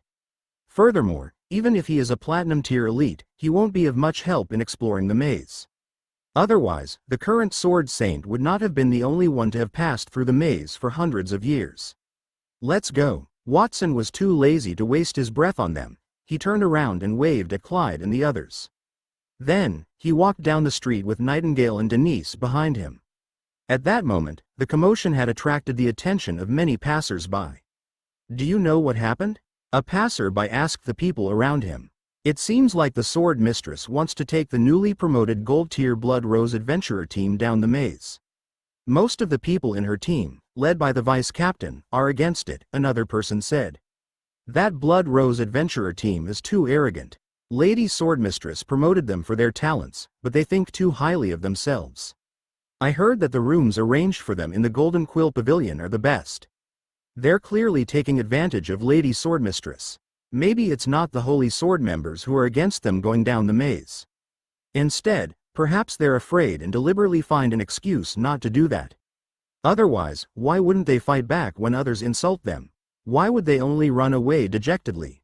The rumors spread very quickly and became more and more outrageous, causing many people to look at Watson and his team members with disdain. Many people still wanted to curry favors with the Blood Rose Adventurer team just a day before that. However, at that moment, they had become street rats everyone despised. Many Holy Sword Adventurer team members also joined the commotion to spread more rumors about the Blood Rose Adventurer team. Watson sighed when he sensed changes in the crowd's expressions. He had wanted to live a low-key life, but things had turned to that. He could only show his skills to eliminate the rumors. Just before he made his move, someone walked forward. That person held a cane, and his platinum hair fluttered in the wind as he slowly walked in front of Christina. "Christina, I had not wanted to meet you in this way, but your people have done a very outrageous thing to my disciple. I can't just stand by and watch. Are your subordinates confused about why you want to team up with Watson?" "Well, my name is Antonio, and he is my outstanding disciple. When you know this, I just want to ask if he is qualified to team up with the Holy Sword Adventurer team." Chapter 310. No longer keeping a low profile. Antonio? Upon hearing that name, everyone there, be it the Holy Sword Adventurer team members or the passers-by, had puzzled looks on their faces. Almost everyone in the entire kingdom knew that name because Antonio was the name of the greatest mage in the kingdom. However, the young man with platinum hair was somewhat different from the image of a great mage that everyone had in mind. Could that person be pretending to be the astrologer or simply sharing the same name as Antonio? "Are you really Master Antonio?" The Sword Mistress, Christina, was also a little surprised. When she saw Antonio at the Golden Quill Pavilion, she suspected that he was that person. However, Antonio's behavior made her give up on the idea. Then, he admitted it on his own initiative. "Why, you don't believe me?" Antonio smiled as he raised the ancient staff in his hand and gently knocked on the ground. His face suddenly became distorted from a handsome young man to an older man. It was his original appearance. Christina was speechless. Her mouth was wide open, but she could not make a sound. That was the Antonio that she remembered. "Lady Swordmistress, don't be fooled by that person. He said that he did not want to explore the dungeon with the Holy Sword Adventurer team, but he pretended to be Master Antonio. He clearly wants you to keep him here." Blake's voice sounded from the side. "Yes, Captain Blake is right. That person is definitely not Master Antonio," a member of the Holy Sword Adventurer team said. "He is pretending to be the greatest mage in the kingdom. That person is too bold. Is he not afraid of being punished by the kingdom?" More people jeered at him. "Not only did he pretend to be Master Antonio, but you also attacked our team members. Do you know what sins you have committed?" Then, Blake took the opportunity to look at Claude, who had been tied up and beaten severely. "Vice Captain, please tell me about the atrocities that this person has committed against you." Even though he had made up his mind, Blake was still worried that his actions would be exposed and Christina would severely punish him. Coincidentally, however, Antonio's arrival had allowed him to divert the conflict. He could blame it on the other party. "Blake, you idiot, he is Master Antonio. I should not have listened to you and come out of the dungeon. Otherwise, I would not have become so miserable." To Blake's surprise, Claude raised his head with difficulty. His swollen sausage-like lips moved as he answered him. As he spoke, Claude recalled when they went to the Golden Quill Pavilion to look for trouble half an hour ago. Fear flashed through his eyes, which were black and blue like a panda's eye. Half an hour ago, he had used his foot to kick the tea table and ordered his subordinates to attack. He had planned to let his underlings torture Denise and Antonio for a while before stripping Denise's clothes in front of Antonio. He would be the one to humiliate Denise. Even though Denise was a flame elf, she was also a rare beauty. It would ease the hatred in his heart and infuriate Watson when he learned of it. It was a good idea, but unfortunately, there were some mistakes in implementing the plan. He had brought some silver-tier elites with him to complete the mission. Those people were so proficient in their teamwork that not even ordinary gold-tier warriors might be able to curry favor with them. However, Denise only needed to stretch her finger to beat them to the ground. It was as if they were ants in comparison to Denise. What happened after that could only be described as misery. Denise had trampled each of them. They did not even get the chance to retaliate. The elf was powerful, but she was still very respectful toward the platinum-haired young man beside her. Denise had wanted to kill them and throw them out to feed the dogs, but the platinum-haired young man had stopped her. Claude claimed that he was not a good person. However, he was not stupid. No one could say that he was ordinary, as he could even get those at peak gold tier to respect him. Therefore, no one would doubt him if he said that the platinum-haired young man was the greatest mage in the kingdom. At that moment, he hated Blake terribly. If he had known that those people at the Golden Quill Pavilion were elites, he would not have sought death, no matter what the other man said. According to Lady Swordmistress, Blake seemed to have known that those people were not ordinary people. If that were the case, why did he not tell him? Claude was still puzzled, but Blake looked at him with pity. "Claude, did they threaten you? Blink if they are threatening you." "Threaten, my *SS. Claude cursed in his heart. Those words came from the bottom of his heart. Just as he was about to explain himself, Blake seemed to interrupt him deliberately. He said, "Lady Swordmistress, Claude has obviously been threatened by those people, so we can't trust his words." "Christina, is this your subordinate? He looks very loyal, but I don't know who he had pledged his loyalty to." Antonio glanced at Blake with a meaningful expression. His words caused Blake's face to change drastically. Antonio ignored Blake and said, "Since they don't believe me, I'll give you further proof. Christina, do you still remember the gift I gave you on your 10th birthday? The magic book that can sing? And your father, has he been drinking every day? I remember that he likes to go to the roadside taverns in the royal city. He says that he likes to enjoy the lively atmosphere, but he doesn't dare to go openly out of consideration for his identity as the Sword Saint." After he said a few words casually, Antonio stopped the conversation. "Do you want me to continue? If you still don't believe me, then I can only say something that no one else knows. For example, when I was holding you in the bath when you were young, I found a birthmark on your body." "Stop talking. I believe you." Christina looked a little embarrassed and annoyed. She had believed Antonio when he told her the first few things. Very few people would know about those things, especially the gifts and her father's hobbies. The fact that he knew about her birthmark sealed the deal for her. However, she could not let Antonio tell others about that because her birthmark was on her right buttock. "Lady Swordmistress, is that information accurate? Perhaps he collected them from somewhere?" Blake was still trying to fan the flames, but Christina interrupted him. "That's enough, Blake. No matter what your motive is, I'll settle the score with you later for what you've done. But if you slander Master Antonio again, don't blame me for being impolite." As soon as she finished speaking, Christina knelt on one knee toward Antonio and bowed her head respectfully. Christina of the Sword Saint family pays her respects to the Lord Astrologer. "No way. Is that man really the mage from the kingdom?" There was a commotion from the crowd. They might not have believed Christina's words, but since she had knelt in front of the man, it seemed like his identity was beyond doubt. "Greetings, Lord Astrologer." No one knew who took the lead, but soon, the Holy Sword Adventurer team and the crowd around them all knelt on the ground, their eyes filled with excitement. They had never seen such an influential figure in their entire lives. They did not expect him to visit the City of Steel. It was such an honor. Blake moved his lips, but he could only lower his head.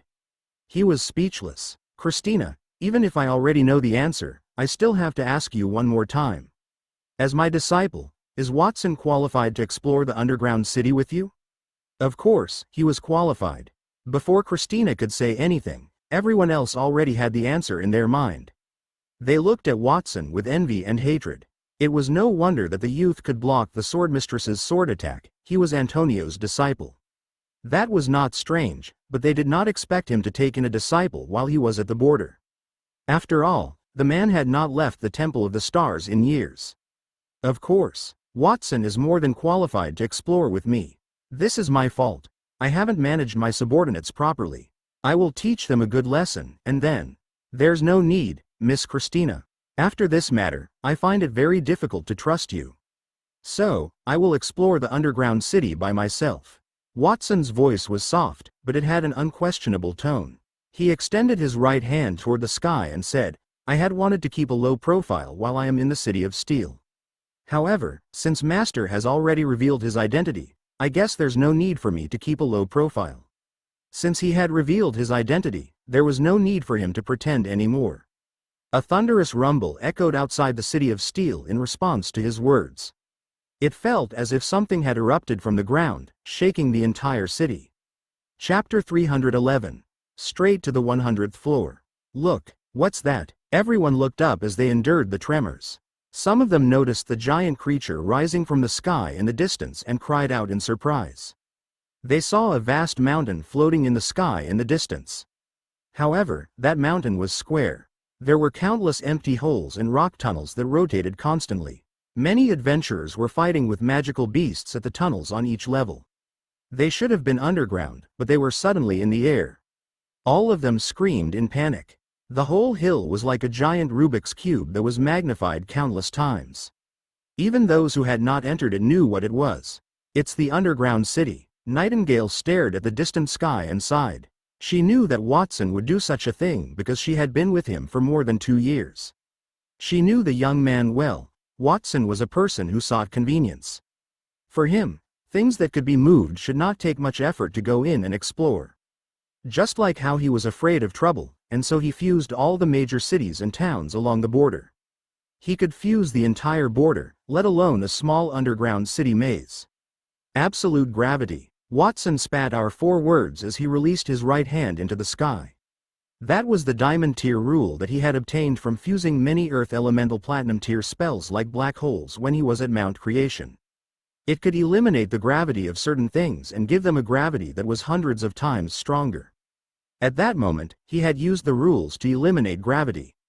That was only one of the dozens of rules that he had fused through thousands of spells. It was easy for him to do it, but it would look terrifying to everyone else. That kid pulled the underground city ruins out of the ground. How did he do it? A member of the Holy Sword Adventurer team looked at the sky with a blank expression. What kind of tier is he to be able to do that? A platinum tier? Another member of the Holy Sword Adventurer team fell silent. Even though it was a question, he already had an answer in his heart. At the very least, Lady Swordmistress could not do it. Otherwise, she would have pulled the buried city out of the maze long ago. That also meant that Watson was stronger than Christina, perhaps at the peak of the platinum tier. Even though Watson looked to be only 12 or 13 years old, a platinum tier elite at that age was enough to enter the historical records. He would become the youngest platinum tier elite in history, breaking the current Sword Saints record. Quite a number of people thought that Watson had participated in the exploration with the Holy Sword Adventurer team to curry favor with them. It seemed that Watson's true goal was to hide his identity because his strength was simply too strong. Is that young Master Watson's true strength? The 3 of them looked up at the underground city above them, their expressions filled with emotion. They recalled the first time they had met Watson. At that time, Watson had killed a gold-tier magical beast with a single move. They thought that was Watson's full strength. Finally, Watson had fought with the Sword Mistress, helped them fuse their weapons, and even gave them new weapons. What Watson had done was getting more and more ridiculous. No one knew if that would be the last time. That day was destined to be an unforgettable day for everyone in the City of Steel. Everyone looked up at the huge ruins above them as though they were looking at some sort of miracle. We can now explore the ruins out in the open. But before that, we should first clear out any irrelevant people and magical beasts in the ruins, Watson muttered softly. He did not drag the ruins out to show off his strength. After all, the ruins had 100 floors and were buried underground. He would have to go thousands of meters deep to reach the bottom, unlike the maze above his head, which made it much easier to enter.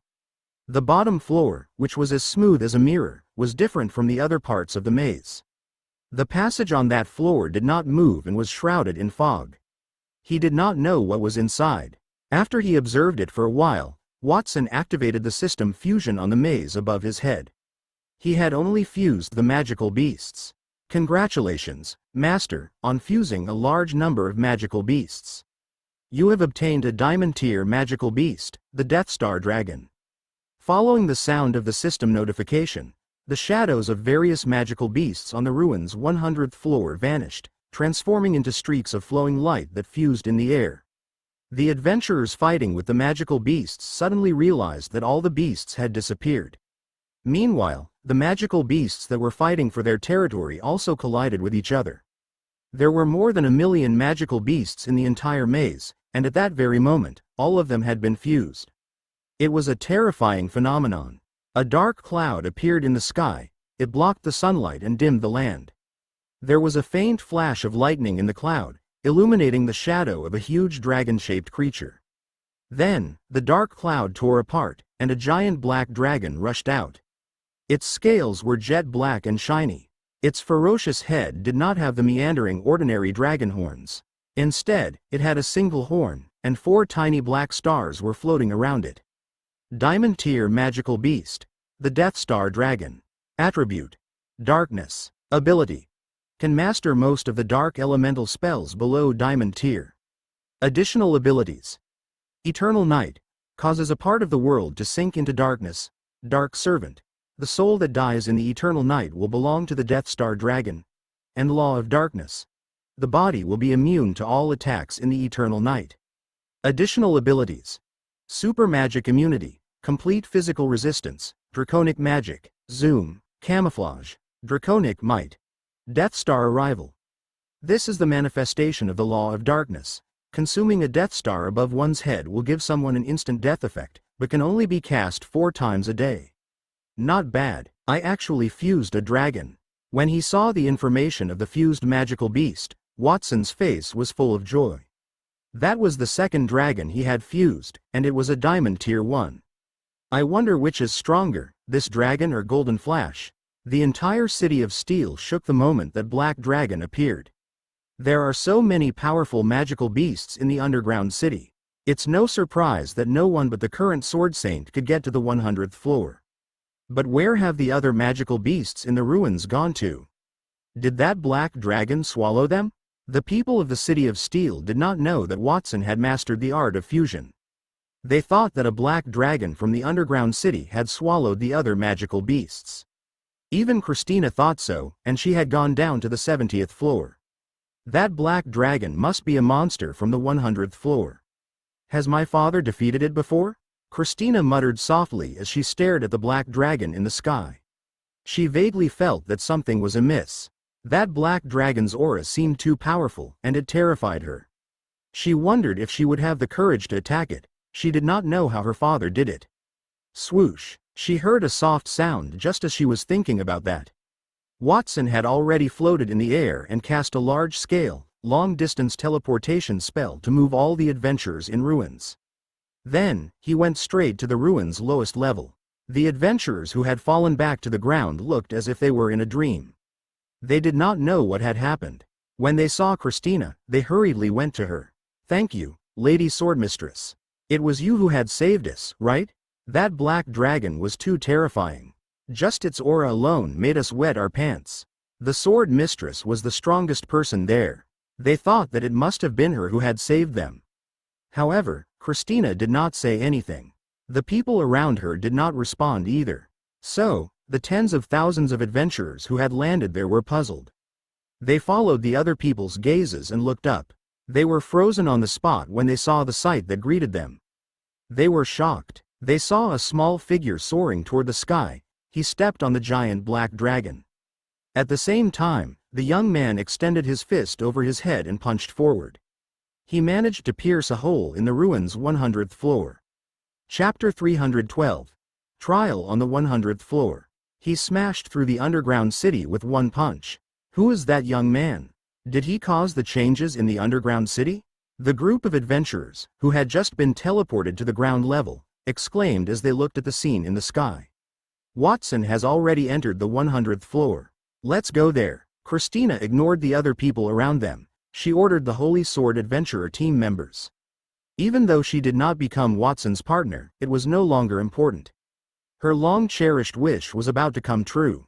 It was up to her and Watson to clear the 100th floor first.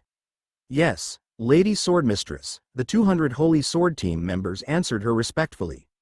Then, some of them spread their combat aura wings, and the rest waved their magic wands to release some flying spells. One by one, they soared into the sky, with Christina in the middle.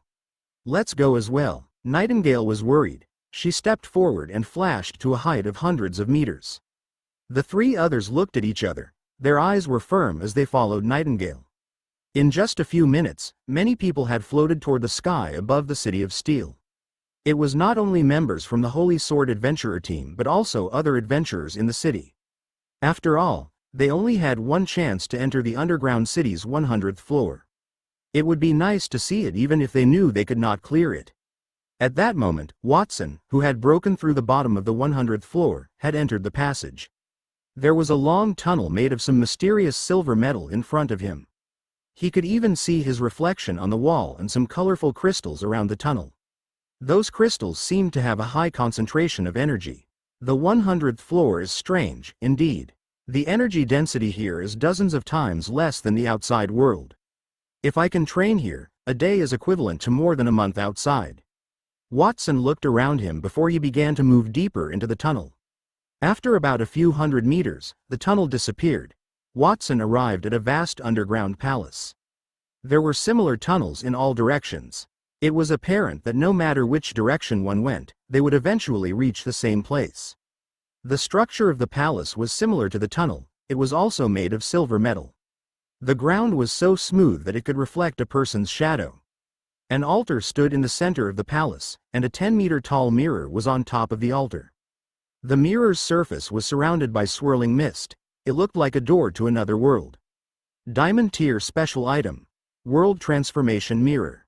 The mirror can reflect everything that exists in the world and perfectly duplicate its clone, reducing the effect of the abilities above the Diamond Tier. Additional effect. Teleportation without distance. After entering the mirror, one can travel to any location in the world. It is no wonder that the Sword Saint was the only person to have passed the 100th level in hundreds of years. It turns out that the final test is to defeat oneself. Watson sighed as he looked at the information that appeared before his eyes. How could an existence like him, who had the same skills and thoughts, defeat him? That had nothing to do with strength. At that moment, he understood the reason why his master had asked him to go there. That was a really good trial. Are you ready for the final trial? If you are ready, go to the altar and touch that mirror. It will let you face your true self. Regardless of whether you were despicable, timid, or weak, only those who could defeat themselves would receive the final reward. While Watson was thinking, his image suddenly appeared in the mirror, magnified countless times. He said in a dignified voice, "Do you even need to ask?" "Of course, I'm ready." He took a step forward and spread the angel wings on his back. He flew in front of the mirror in less than a second and reached out to touch the mirror. Swoosh! The spinning vortex on the mirror accelerated with a faint sound. It turned Watson into a stream of light and absorbed him. Watson felt his environment change. It was as if the world was spinning. First, it was the temperature. A scorching heat came from under his feet, and the air was filled with the smell of sulfur. Watson turned around and found himself at the mouth of a volcano. There was boiling lava below him. Another identical Watson stood 100 meters away from him on the ring-shaped mountain. Whether it was his expression or his clothes, there was no difference at all. "Where is this?" This is the boundary of the world, a chaotic and disorderly land. The climate here can change at any time. Not only do you have to defeat yourself, but you also have to be careful of the magical storm that will appear at any time. Brave challenger, it's not too late to regret now, because once the trial starts, it won't end. You might even die. The majestic voice that he had heard came from the other Watson's mouth.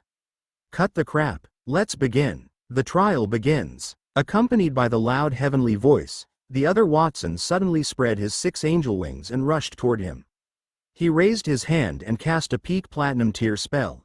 Vermilion Nova. The Vermilion Nova spell was Sylvan's signature spell. Its power was comparable to a small sun, especially since the environment there was a volcanic crater. The fire element was dense, and after Watson's clone cast the Vermilion Nova spell, a fiery red sun suddenly appeared in the sky, illuminating the gloomy sky. The churning magma under the volcano sent waves hundreds of meters high toward Watson. The clone had made perfect use of the weather, increasing the spell's power by at least 50%. Fast attack, clear thinking. As expected of me, Watson felt intense pressure from the attack, but he did not panic. Instead, he praised the gods because the clone in front of him was exactly like him. To praise the other party was to glorify himself. He did not stay idle as he spoke. He waved his hand gently at the flame that appeared in front of him. Absolute gravity. The Vermilion Nova above his head had lost the restraint of gravity and flew out into outer space. The enormous waves of flames flying up from the crater were subjected to hundreds of times more gravity. They fell back down abruptly and were compressed into a concave plane. Boom! Just as he dissolved the clone's attack, a crack suddenly appeared on the ground beneath Watson's feet. A distorted gravity had attached to his body, causing him to bend his waist and sink with the rock beneath his feet. That is, absolute gravity? Watson raised his head with difficulty and looked at the clone that had already arrived in front of him. It was apparent that the clone had grasped the same rules. We have the same magic and even use the same rule abilities.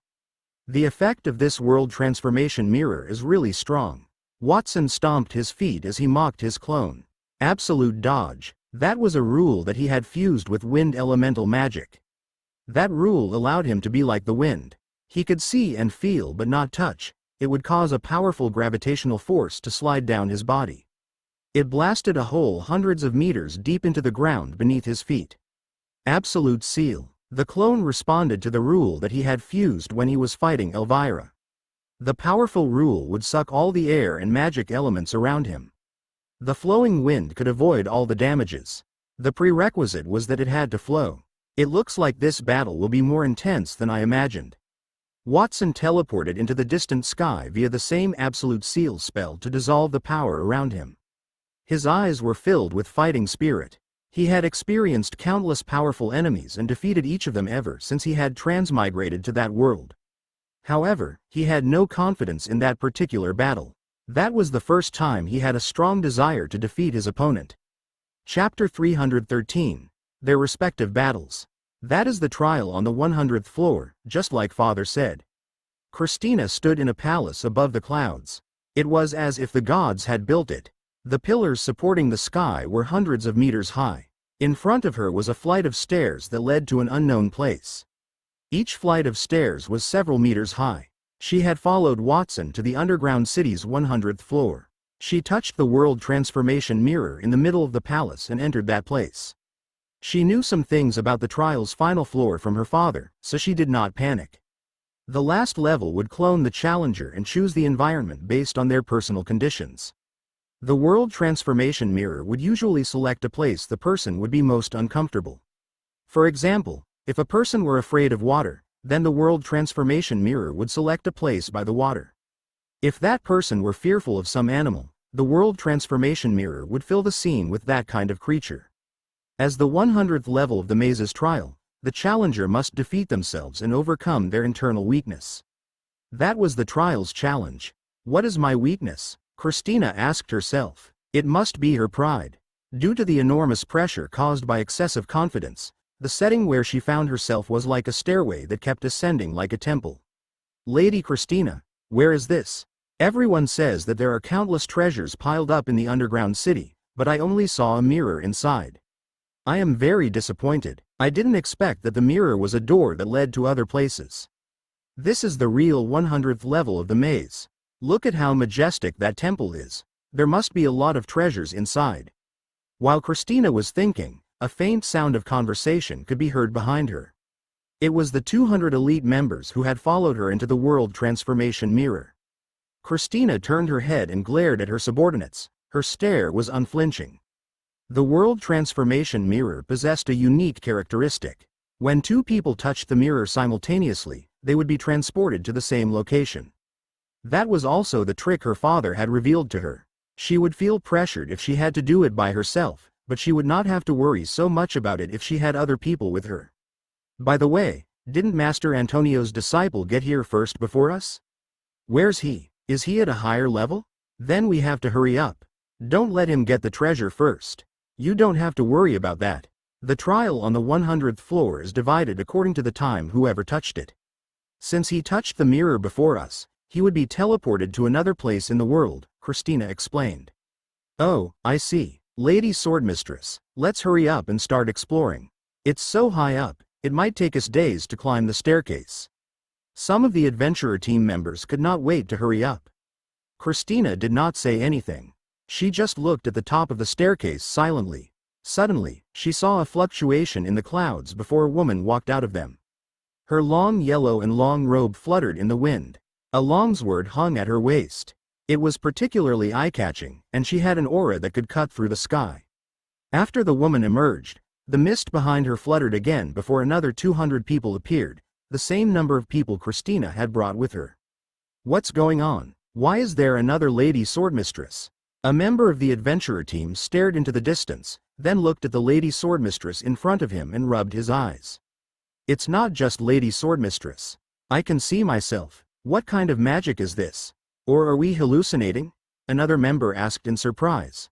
Everyone, pick up your weapons and get ready for battle. Those aren't phantoms, but clones created by the world transformation mirror based on each of us. We might get killed by them if we aren't careful. Christina commanded her subordinates, who were a little lax. Then, she drew the weapon from her waist and assumed a combat stance. They would need a team effort instead of an individual battle to pass the 100th level. Christina knew that she was not as good as her father or Watson, but she was good at her job as a commander. Let's have a showdown. It's so cold. Where is this place? Annie hugged her shoulders. Even though she had become a gold-tier mage, she still felt traces of coldness invading her body. Fortunately, the inextinguishable holy fire leather armor on her body could help her to eliminate the cold. That is the border, where the Dragonspine snow mountain used to be. Nightingale stood on a snowfield. She looked somewhat absent-minded. She did not expect to be teleported to that place after entering the 100th floor of the maze. She raised her head and looked into the distance. She could see a majestic and endless mountain peak. That was where Mount Creation was located. This is the border? Really? How come I've never heard of such a huge mountain peak at the border? That peak is surrounded by something green. Is that a tree? Clyde and Arthur also saw Mount Creation. They seemed skeptical. The scene in front of them was a little too shocking for them. That mountain is called Mount Creation. Young Master Watson created it. I'll explain it to you when I have the chance. The most important thing right now is to eliminate the enemy in front of us. She could see their clones approaching the exact location from the far north. They also heard wolf howls throughout the area when the clones emerged. Roar! Silver moon demonic wolves emerged from the snow, revealing their huge bodies. A 100-meter-long moon-eating sky wolf led the pack. It had wise eyes, but one of its ears was missing. Nightingale's eyes twitched when faced with her clan and those silver moon demonic wolves. Those silver moon demonic wolves, particularly the leading moon-eating sky wolf, were identical to those Watson had killed in the Dragonspine Snow Mountain. She had not killed the moon-eating sky wolf to avenge her parents. Perhaps it was God's will. She would once again face the old enemy that had troubled her for more than a decade. Meanwhile, at Watson's location, dark clouds suddenly covered the already gloomy sky. Fist-sized hailstones fell along with silvery white lightning snakes. It filled the air with white fog. The magma under the crater had frozen into a layer of frost, and the rolling black fog rose. It was just as the world transformation mirror had described. That was the world's border. The weather was unpredictable. A moment ago, the air was filled with a scorching aura, and then, dense water elements had replaced the high temperature. The fight between Watson and the clone had shifted from a battle of laws to combative water elemental spells. Peak Platinum Tier Spell, Absolute Zero. Peak Platinum Tier Spell, Silver Moon of Endless Reincarnation. Platinum Tier Spell. The sky erupted with silver-white moons with endless attractive forces. Wherever the moonlight shone, it would condense into solid ice. The ground seemed to have returned to the Ice Age, and long corridors of ice hung in the sky. If someone were lucky enough to watch from the sidelines, he would undoubtedly be taken aback and stunned by the scenario unfolding in front of him. As expected of my clone, what a troublesome opponent. Watson stood at the end of a long ice tunnel and performed a runic incantation. With one hand, he cast Absolute Zero, and with the other, the Silver Moon of Endless Reincarnation. His adversary had used the same spells. Hundreds of ice passageways more than 10 meters wide collided in the air, hurling ice fragments into the air. Watson had been engaged in combat with his clone for the better part of half an hour. At first, he could only match his clone's skills, but he eventually gained the upper hand. After all, he had trained on Mount Creation with Antonio and Sylvan. As long as he continued to outperform himself and gain new insights throughout the conflict, the clone would not be able to keep up with him. Watson gained more insights in that half an hour than he did in the 2 years he spent on Mount Creation. Just as he was about to win the challenge, the clone switched to a different battle style. No matter what magic he used, the clone would always do the same action, completely canceling it out and bringing the duel back to a stalemate. Chapter 314, The Final Challenge. Lady Swordmistress, we're going to win. The 200 members of the Holy Sword Adventurer team and the clone army were engaged in a chaotic conflict on the battlefield where Christina was. The Holy Sword Adventurer team was winning. Only a few dozen members sustained injuries, but more than half of the cloned army had been destroyed. The ground was splattered with blood, and shattered weapons and armor were strewn everywhere. They were unmistakably clones, yet they had looked so real when they died. We haven't won until we've destroyed all the enemies. Everyone, don't let down your guard. Christina stood in front of everyone and calmly directed her subordinates to create a 3 or 4 person team. They sliced into the enemy's formation like sharp blades, ripping it apart progressively. Her cheeks were flushed with joy. Her most trusted commanding ability had not failed her. She frequently read the Holy Dragon Kingdom's military techniques. She knew that her ability to lead troops in combat was actually superior to her strength. However, she had been born into the Sword Saint family, so she was forced to hide that talent. The Sword Saints were the peak of warrior cultivators. A single guy could face thousands of soldiers with that title, and any help was frowned upon. Christina had been imbued with a similar mentality since she was a child, as she was part of the Sword Saint family. However, she had chosen to reveal her true nature at that moment to win the trial. Swish! She slashed the sky and slew a few clones that had come to ambush her with a wave of her hand. Then, she said, change the goose formation to a circular one and encircle the adversaries in the center to prevent them from breaking through. Team 2, employ the snake formation to cause havoc with the enemy's formation. The Holy Sword Adventuring team members felt as if they had defeated their inner demons when the clones died. Each of them got more courageous as they fought. Meanwhile, the enemies were gradually falling apart, and it was difficult for them to fight back. Due to the difference in numbers and Christina's exquisite command, almost all the clones had died in just a few minutes. Only Christina's doppelganger, who was standing in the middle, was the only one left. So, that's the general. The Holy Sword Adventurer team surrounded the clone after a fierce battle. Christina approached the clone alone and raised the sky-severing blade into the air, ready to strike at her clone. That trial would be hers if she could cut off the clone's head. She had been planning that move for years. However, she felt a little sorry for Watson, as he was the one who had dug the buried city, allowing her to lead her subordinates into the trial effortlessly. Simultaneously, the team battle method she employed was also more convenient than solitary battles. However, she felt a sense of embarrassment in her heart.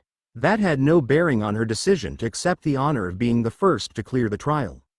Christina's gaze fixed on that thought as she cut her clone with the sky-severing blade.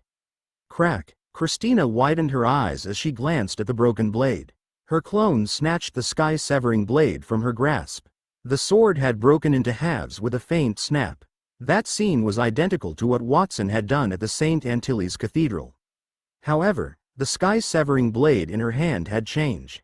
The sword became even stronger once Watson had mended it, and her opponent was not Watson. What on earth is going on? She twitched her lips and took 2 awkward steps backward. She felt that something was not right. According to her father, as long as she defeated her clone, she would pass the trial. She had already won, so why did the clone in front of her continue to resist? Are you surprised, Miss Christina? The clone that had broken the sky-severing blade revealed a different expression than Christina's as she lazily stretched her arms. You are a brave challenger. I have to praise you for being able to defeat yourself. After all, it may sound simple, but there has been only one person to do it in a few hundred years. You are slightly inferior to him, but you cleared this level. If that's the case, why? Christina asked, realizing that the world transformation mirror was speaking to her. She was curious as to why she was unable to complete the level. Without waiting for her to finish, the clone said, that was the requirement a few decades ago, but times have changed. Because of that person, the number of people who came to challenge the maze has increased significantly. I've also learned a lot when I saw them use powerful magic or exquisite coordination to fight against magical beasts. As a result, the standard for completing the maze has changed. You must defeat yourself and me. If you can't do it, please do not blame me for your death. Ah, I forgot to mention. Actually, all of you are lining up to challenge me. I've been bored for a long time, especially with the weak ones who don't have much ability. Not only do I have to waste my energy to copy them, but I also can't learn anything from them. So, instead of that, why don't I choose the right person? I've been controlling the maze recently, sending some powerful magical beasts from the depths to the surface, hoping to reduce the number of people entering the maze. Regrettably, the effect is not immediately apparent. The original world transformation mirror was only an ordinary treasure, but it could accumulate thoughts from the person it duplicated because of its replicating characteristics. Over time, it became sentient. It had always been its mission to arrange trials for the challengers and selected talents. However, it seemed like it would complete that mission in its own way. The underground maze city has developed self-awareness? What kind of joke is this? We should just follow the rules of the past. Why do we have to change it so casually? Countless elites had challenged this place in the past. If we were to defeat their clones, wouldn't we die? The Holy Sword Adventurer team members had already had a taste of victory when they defeated their clones. At that moment, their expressions turned into despair. They had heard about the recent activities in the underground city, and many of the Holy Sword Adventurer team members had died. They thought those people were just unlucky. They did not expect the underground maze city had caused their deaths deliberately. Its goal was to kill them. Don't look at me like that. You've already taken a lot of things from me in the past few hundred years. Now it's my turn to ask you for something in return. Isn't that fair? You can go if you can defeat me. Don't worry, your strength is the best among the challengers in the past few hundred years. I have only 2 clones that can defeat you. Who are those 2 clones? One was from a guy named Frederick who challenged this place decades ago, and the other is a young man named Watson, who was just here today. What do you think? I'll relax my conditions a little. As long as you defeat either of them, I'll let you go. How about that? The clone's face lit up strangely as she waved her hand. Then, 2 figures emerged from the mist. One of them was a young man with yellow curly hair and an arrogant expression.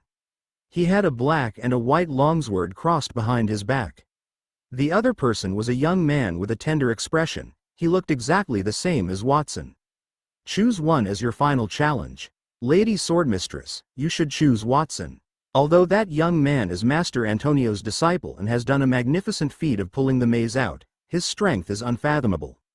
However, the other clone is your father. No matter what you think, you'd have no chance of winning if you choose to challenge the Sword Saint.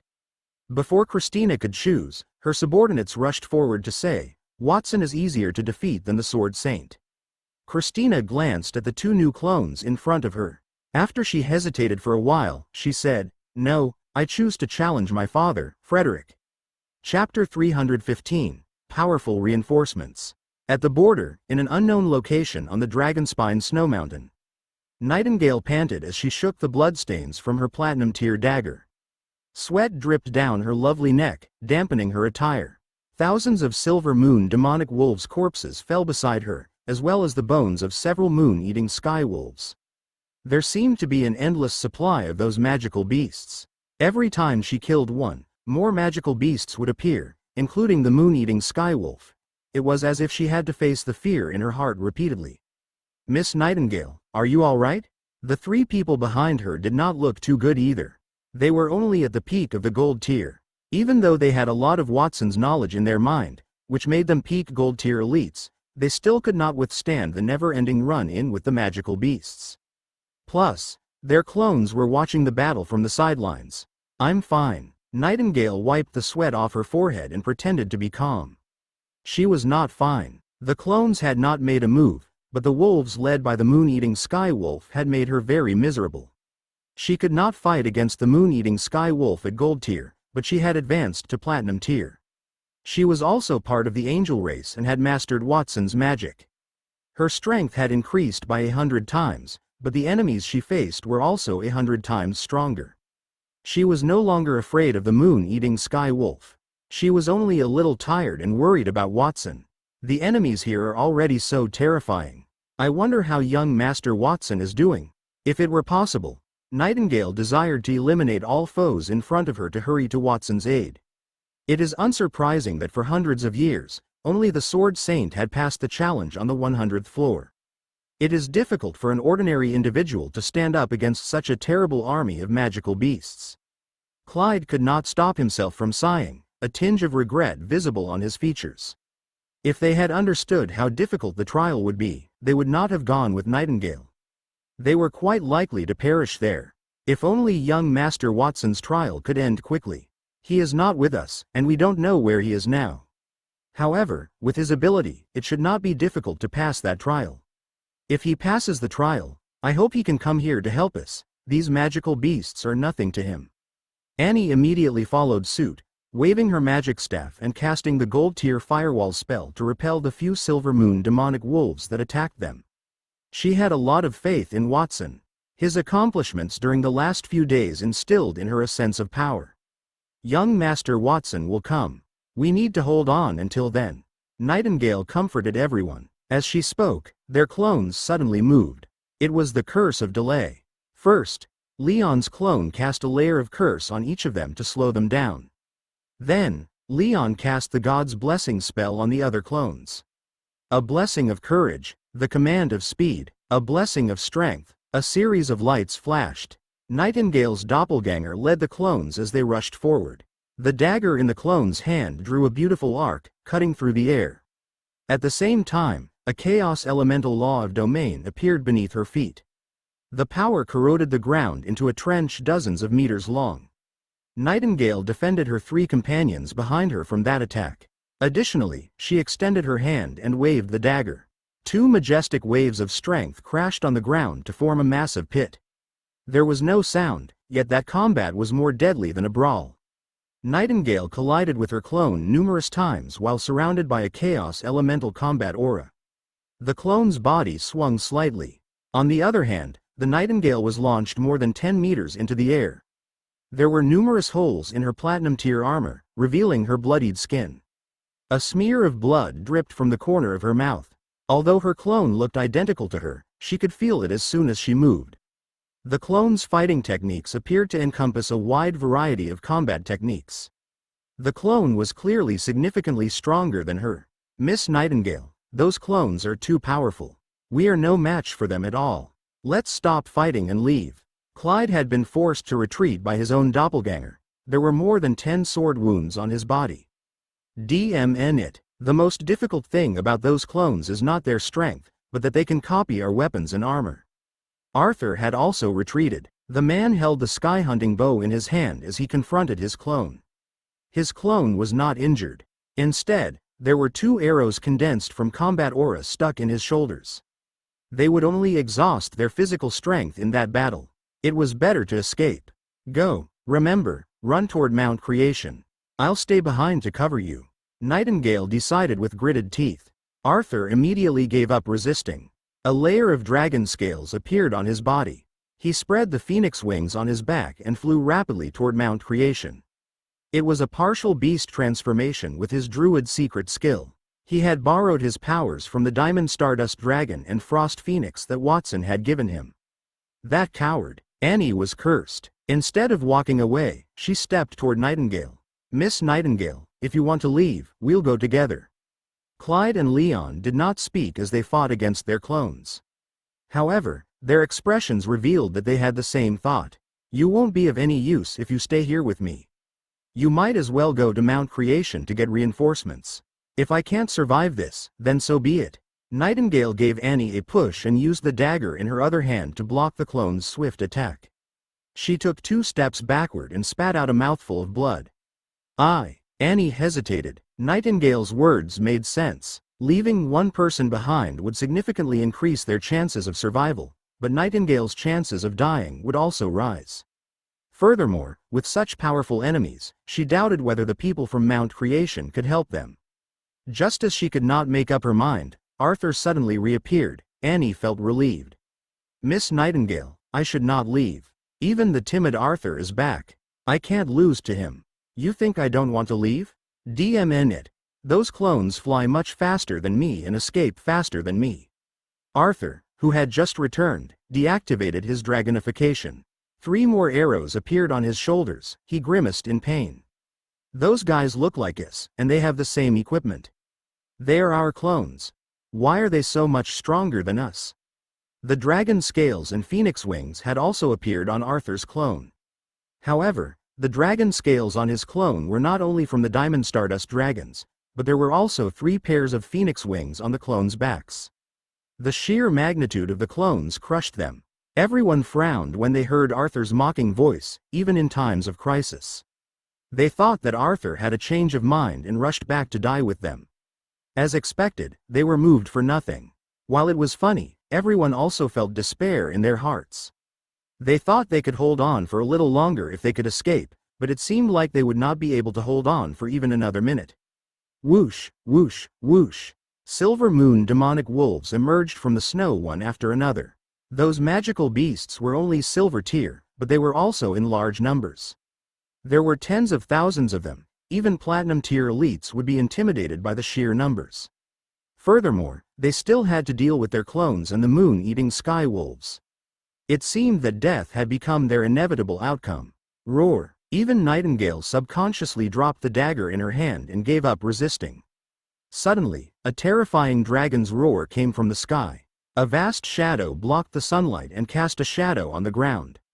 Then, a huge flaming meteor fell from the sky and landed in front of Nightingale and the others. The meteor was hundreds of meters long. Before the terrifying power of the meteor fell, the magical beasts crouched on the ground in terror. Then, the meteor landed on the ground and created a bottomless pit in the ground. The earth had melted, and water surged in all directions like a tide. The silver moon demonic wolves were blasted into a sieve by the drifting sand, not to mention the center of the meteor. The magical beasts hit were immediately vaporized. Roar! Immediately after the dragon's roar, the cry of a phoenix echoed from the sky. Suddenly, white sparks bloomed on the ground. The clones had turned into ice sculptures, and the solid ice had spread to the ground.